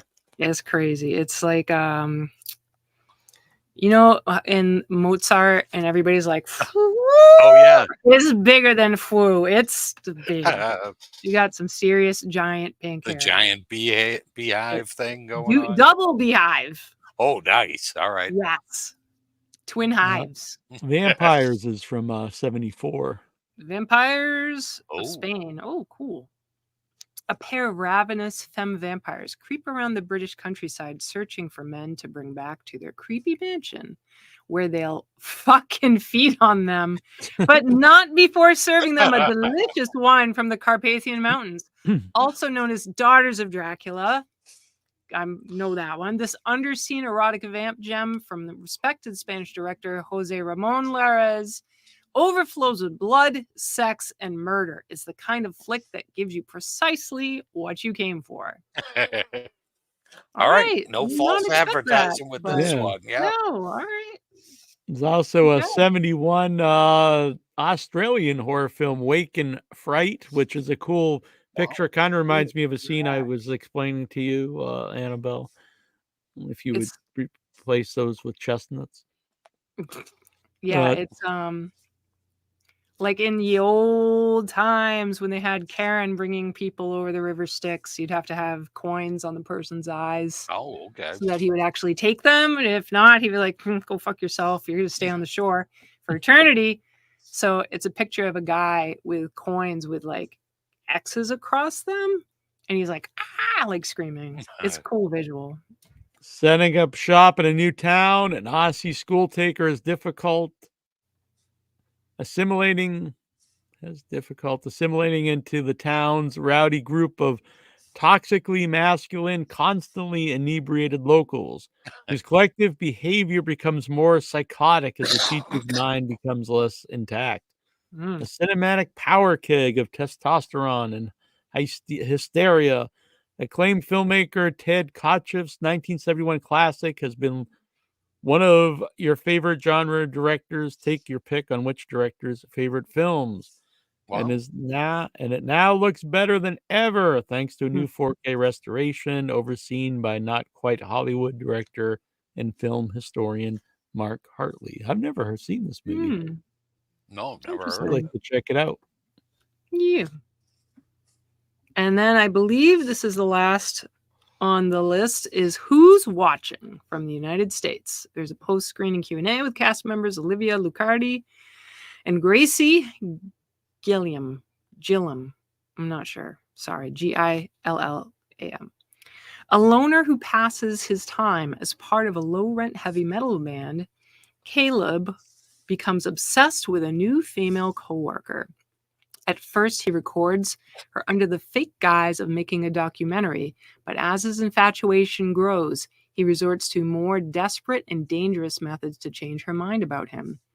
With stretches of found footage perspective and a wholesale punk edge, indie rock veteran Tim Kasher's first feature brings energy and an experimental approach to stalker-focused horror storytelling, constantly zigging where you are expecting him to zag. Okay. I'm Yeah, good with that one, too. sounds Yeah. scary. And Now, there's is this like a 2-day event or how It's a long? many-day event 7 because days. these are not even the shorts. Yeah. Wow. Yeah, it's like a week. Oh, okay. Yeah, it's a lot. I think That's it an starts on investment. Thursday. Yeah. Yeah, but I if don't you can think get in for a little bit, They must have put this out of order. In the email, they have also the movie Addiction from 1995 by Abel Yeah. Ferrara. And yeah, the on my page, it's all in alphabetical order. Oh. Yeah, it's the last one here for some reason. They must have just forgotten and threw it at the end. In this 1990s cult classic from New York director Abel Ferrara, a doctoral student becomes a vampire and attempts to adapt to her new lifestyle and thirst for blood. That's a vampire movie that I've not heard of. So No. excuse me. So yep. Then there's also Fear and Focus Spain, which is a bunch of Spanish films presented by Arrow. That includes vampires. North American premiere of Exorcismo. The Blood Spattered Bride. And That's a great title, too. Right. the lesser known and superior to some Spanish production of Dracula, made the same year as the Bela Lugosi classic. Oh, yeah. Yeah, I've always heard about that. I've never seen it. So that's pretty cool Yeah. if that's going to be it playing there. Wow. So yeah, he was at Chris was asking what day. I don't know. If you could go to all the days. Oh, yeah. but- Anytime really you think- can, I guess. You know? Right? Yeah, and I think that's the thing with all these. It's kind of, you don't know. Like Neil said earlier, if you're in shorts, you have one and maybe you think it sounds great and you don't like it and vice versa. It's hard to say. You know, unless you know who you're looking for creators, maybe you know some filmmakers involved or writers or Yeah. anyone that's involved and you go for that reason. But if not, I mean, it's just the thing with independent film. You know, it's part of it is just having the experience of going. Maybe you'll love it and maybe you won't, but you'll have that experience of going, and it's a good experience and it's a great theater. Yeah, it is one of the coolest theaters to watch movies in. Yeah. So I'll just say the blocks for shorts. We have Nightmare Fuel. That's a block title. Yeah. Head Trip.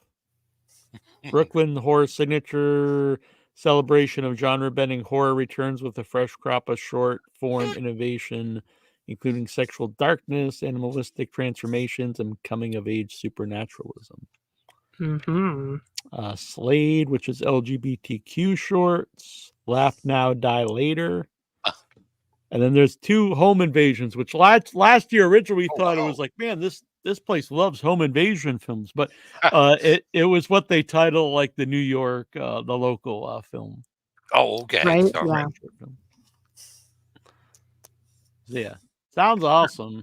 Oh yeah, lots of cool stuff. If you're in the area, I would definitely like make a trip. Mm-hmm. And if you can journey, I mean, it was great. I'm really glad we went last year. That was, I would, in a heartbeat, if I could do it, I would go again. I loved it. Yeah, it was definitely one of my favorite festivals we've been to. Again, I like the festivals that are, I know it's a couple screens, but I like them when they're, all one theater. And I don't know, it was a cool old theater too. It's just, that really adds to it. I'd love to check that out. I have an image to share with you both, which I think you will be pleasantly surprised by the new images from Wolfman. Oh, okay. Got to be better than the old images. Dude. Oh, wait, that's not what I want. Give me just a second. I had one lined up. There's a few lined up. You're going to be really surprised. Really surprised. While she's getting those, they're doing people send in some ideas for your favorite or just maybe ones that we wouldn't know about. Favorite mad scientist doctor movies, because nice. This October we're going to do Mad Scientist Month. Awesome. And so I'm trying to get some different guests on the show. Then yeah, Coolidge leads the battle. That would be a good idea for every year, to be honest. Yeah, whatever Coolidge does, we also do it. I like that. Yeah, Coolidge. Yeah. So we'll also do a 13 favorite mad scientist. Perfect! I love it. Doctor awesome. Shows. Oh.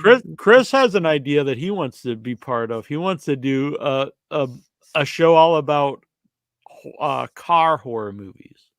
I'm down. Are there many of them? I don't know if there's enough, but how many are there? I don't know. I'm thinking I'm only getting 3. Yeah. Yeah, maybe we could make it a little broader, like vehicles, or I don't know. What about just possessed objects? Things, yeah. Yeah. Yeah, that's true. Maybe just like inanimate objects. Yeah. Possessed everyday objects. Yeah.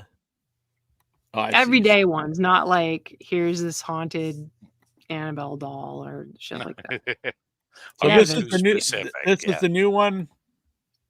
Yes. Get ready, everybody. This one is Get ready. Okay.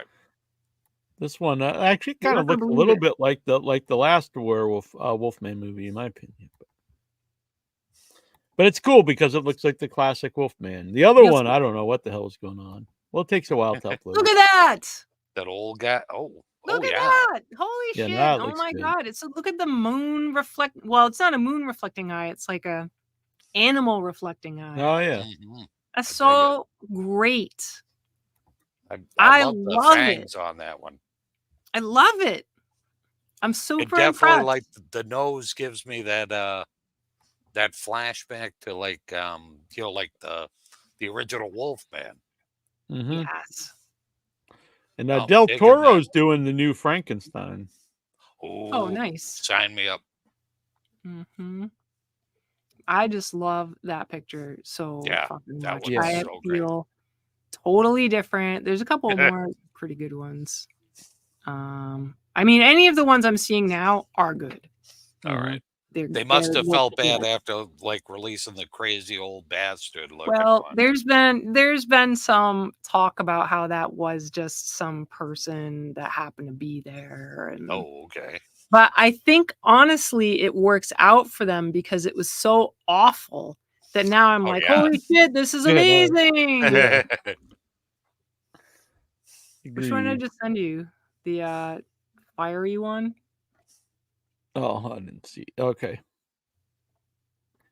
You sure that's not from the old movie? I don't think Almost looks so. like the old one. Which old one? How old is old? The one, well, you know, the one from like 15 years The ago. Benicio del Toro Let me one? check over Yeah. here. Nope. It's right Yeah, over that here. one does look just like it. Yeah, I don't Because know. it does look great, but it does look just like the Benicio del Toro Wolfman. But I guess if that's what it's supposed to look like, Yeah. Yeah. then what are you gonna do? Man. But it does look awesome. Right? Here's a one that's kind of like when a person's turning, it looks like. Oops.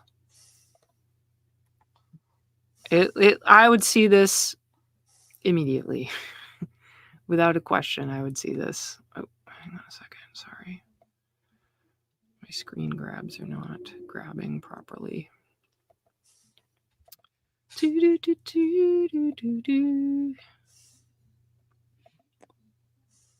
Bing. All right. Oh, this will be the last one. Rick Baker to do a CGI transformation. Oh, synthetic over here. The car, the hearse, Christine, Maximum. Maximum Overdrive I thought of, but Haunted Killer Elevator. Wow. I think of the bed and whatever it's called. The bed that it's not the bed. I guess it's not the bed itself. But there is one called The Bed? That should be a movie just Death called The Bed. Bed. There's one called Oh, Death yeah, that's right. I've never seen Yeah. it, but I remember reading about it. See? I'm not as thrilled with this one. It's a transformation. Yeah, I don't know, That's it the looks- in it looks- between. Looks very CG. Oh. We'll see. Such a I like the critic. other ones though. I don't know. That one still looks a lot like the Del Toro one, though. I don't know if if they're messing with us and I don't know. just gonna send you pictures of other Wolfmen. That would be so fucked up. Yeah, that would be crappy. Let's see. Yeah, I don't know. Very unusual first look. Image credit. Universal. I don't fucking know, but Either way, I'm gonna Good we'll luck. go see. Oh yeah, we'll definitely go see it. see it. Yeah.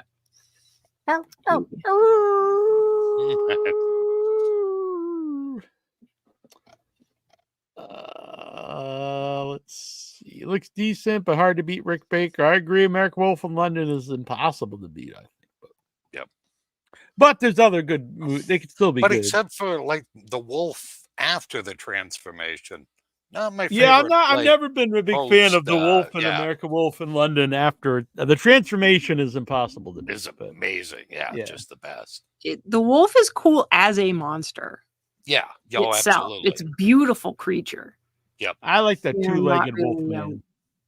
Well, I'm I mean, kinda it's a down with beautiful the creature, biped. but as Yeah. a werewolf, it's Yeah. like, Yep.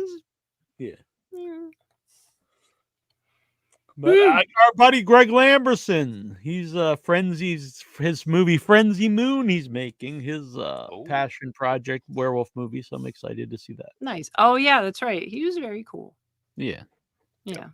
Yeah. So it looks like earlier tonight, Adrian Esposito's film premiered at Amazing Fantasy Film Festival. Which one? The one with Bill Whedon. Oh, too Special cool. Needs Revolt. Yeah, Special Needs Revolt. Nice. So hope that went well, Adrian. Yeah, good for him. We wish him the best. Mr. Whedon. Yeah, Get Bill's out a very everywhere, our guy. active man. Yep. He's hot in the indie world right now. Yep. Beetlejuice. I've heard not a lot of ring endorsement. Mostly people think it's okay. Yeah, My that's mom kind of thought what it was I've heard too. okay. Yeah, Kind of a Couple people lukewarm thought it was- response. I feel no real need to see it. I feel like it's gonna be what I imagine, and I'll That's see it eventually. I haven't been to the movies in quite a while, but I know the feeling. yeah, I might wait till October here. I don't Ye- know what's out there right now. But anyway, I had a great time tonight. It was cool having everyone here. Yeah. As did I. Good It to was be a good here. time had by all. Indeed, indeed. It was fun to have the trio back together. Yes. Yes. Indeed. We'll be talking soon too. We're going to be finalizing we're going to have the Arbor Day pre-launch, so you can go up there and sign in your name to it, get updates, and then in 2025 you'll actually be able to help donate and get the film created. There's so many cool people involved. Some of the names are out there, but I'm waiting to get to launch a campaign to get all the names out there. It'll be cool. I'm really excited about the person I just talked to. All this has been It'll be tons pretty of fun. great. Yeah, absolutely. So, sorry, Vic.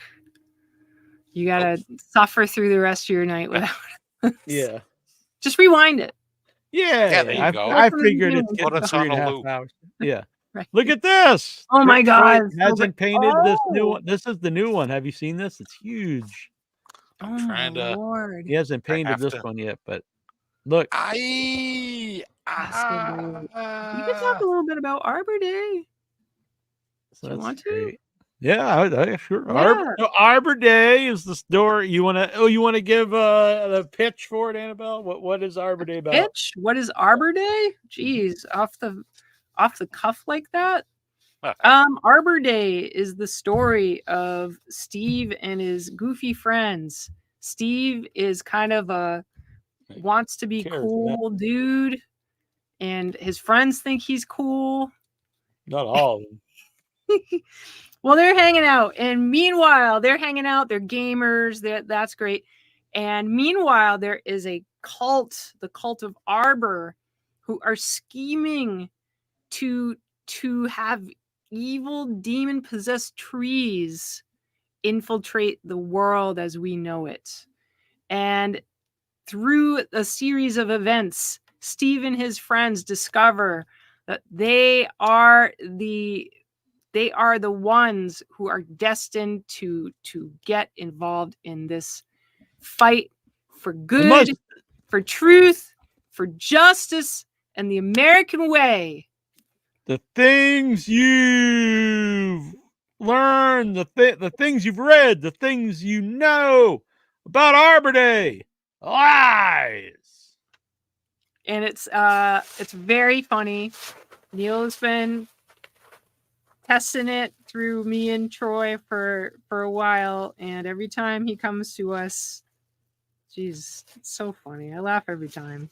I do, and I say it every time I talk about it because it's true every time I talk about it.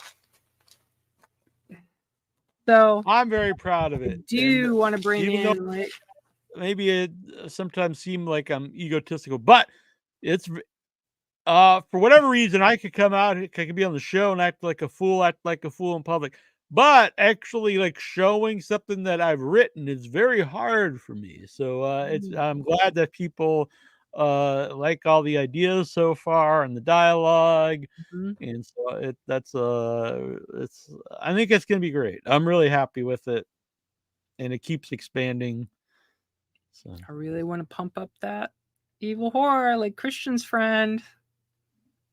I'm pushing for. He gave a really good. He explained it. It was a good balance between comedy and dark horror. Yeah, I don't know about too dark here, but we'll see. Today I bought. Well, I don't know if Troy is going to get some cool shit or what, but today I made my venture to Michael's to get clay. Let me do this that they use in YouTube videos where people showing off makeup. Clay and my green screen material. I don't know if you can see. It's much, much more neon than that. And these were not expensive, and I got a few, so I'm gonna make like a bottom, a top, And if I have to do another top, so it'll be like a little baby green screen stage, and I'm going to be doing some cool stuff, and I'm not going to go into detail, but it'll be cool. Maybe I'll tell a little bit, because I did mention it a little bit. Not the actual what I'm doing, but that it's clay. So anybody who's been watching and has seen me mention I'm going to try my hand at a little claymation. It's going to not be a lot. Don't expect, this isn't going to be like Belial and Basket Case. I'm not at that level yet. It'll just be a little something. And we'll see. A little nugget. All right. This is going to be very exciting. Yeah, synthetic over there. Inner That's what I heard about plasticine. You know? Oh man, so maybe someday. Maybe someday. But this is the test. This is only a test. It is the test. But I'm very excited about it. You should have seen me fight for the discount, Neil. Fight. I asked one person out front because you could order them online. If you order them online, it would be 30% off of $4. So you could order, it only showed one. So I ordered the one online. But then when I went to the store, there were two. So I couldn't order online. So I said, is there any way I can get the 30% discount? Because I couldn't order it online. The woman at the front just no, basically. I'm like, well, we'll see about that. And I'm like, oh, okay. And I pretended I was going to bring the clay back. But no, I went to the next person. And she was so kind. And I said, I'm really sorry, but it's for a project. And if I don't come back with the right receipts, and you know how it is. So it was an interesting experience to play with that. So now the discount has been, I think, $1.19 on each of these. So saved. Nice. Nothing wrong with $2.50. And it's like an oil-based clay? It's what is it? I think it's wax-based. Oh. And it's got super high reviews specifically for animating. Because of like the texture to it, and it doesn't dry out. A lot of that is the review. The reviews are there. So, oh yeah, see, Wallace and Gromit. It's used by the champions, and it's very affordable. Very affordable. It's no more expensive than Sculpey. I mean, you can't bake it, but so yeah. But with this, you don't want to, right? Like this, you want to keep pliable. Yeah, but possibly we'll see. It's too ambitious for me to guarantee, but depending on time and whatnot, which there is plenty of time, I would love to make castings of what I'm making. Ooh. And then possibly have those for people. Have cool little, but we'll see, because that's a thing. That's an actual effort. One step at a time. Exactly. One step beyond. Bum, bum, bum. Ba-na-na-na-na. But Troy, you've been killing it with your stuff over there. These cool arms and eyeballs and all the things. Those arms are sick. And then my next trip after that. What is the rope? It's gonna be something else. Mm-hmm. Oh. But one thing at a time. I'm gonna finish this. Get the rope. Troy was distracted by the salsa commercial over there. But we're gonna finish the second claw first, and then we'll move on to the next step. All right. You're good. I do everything all at once. See, that's my nature, and I try to stop myself from that. Good. Or I have 25 half-done things. Yeah, I'm doing a lot of, but I'm determined that I'm going to do all the things. I'm feeling good. I'm happy to be doing so much. Awesome. It's very exciting, and I'm sorry if sometimes I'm I just want it to be the best it can be. And I know we're all working really hard, and we have all different stuff that we do. So it's going to be fun. We all know this. There's great people involved. We're so blessed with the Yes. people that have come onto this project. And Blessed. it's all people that like it. It just, if you would have asked me years ago, like who would be like the best group of people to do something with, it would probably be this current group of people. You know, Right? Yeah, it's really. It's Yeah, really we may good. have added Christian Cortez. oh, which is A-OK. My new little bro. Mhm. Right? He's rad. I like Yeah, him. he's great. hmm All right. Sculpt a small werewolf. Oh. That was cute. In the future, I have In to. the My eyes are on the prize. Arbor Day. Arbor Day, all the way. What can I say? Time to play. With some Boom. play. There you go. So we'll Indeed. be back next week. I'm not sure with who yet, but go and join the Facebook group, and you can keep in touch with all of us and all the fine folks of the nation of decapitation here. Without your head, you can help support the show. You can join. You can join now. It costs, I think it's like $5 a month, and you can join the YouTube group if you would like to try to help support the show. Huh. You get some cool little perks, like you can use little 8-bit emojis here. Which I used earlier in the show. You have to be in the YouTube to actually see that. But the big real thing is that you'd be helping support the show. But you can also hit the like button. That's totally free. Hit the like button. Subscribe. That's free. Share it out to the world. Share it on your Twitter and your X and your Instagram and your Facebook and your Friendster and your MySpace and your LinkedIn and on Troy's Grinder and all those good places. It'd be a good time. Indeed. And so this is Nasty Neil. That would make me terrible, Troy. This is Annabelle Lecter. And this is Without Your Head. What the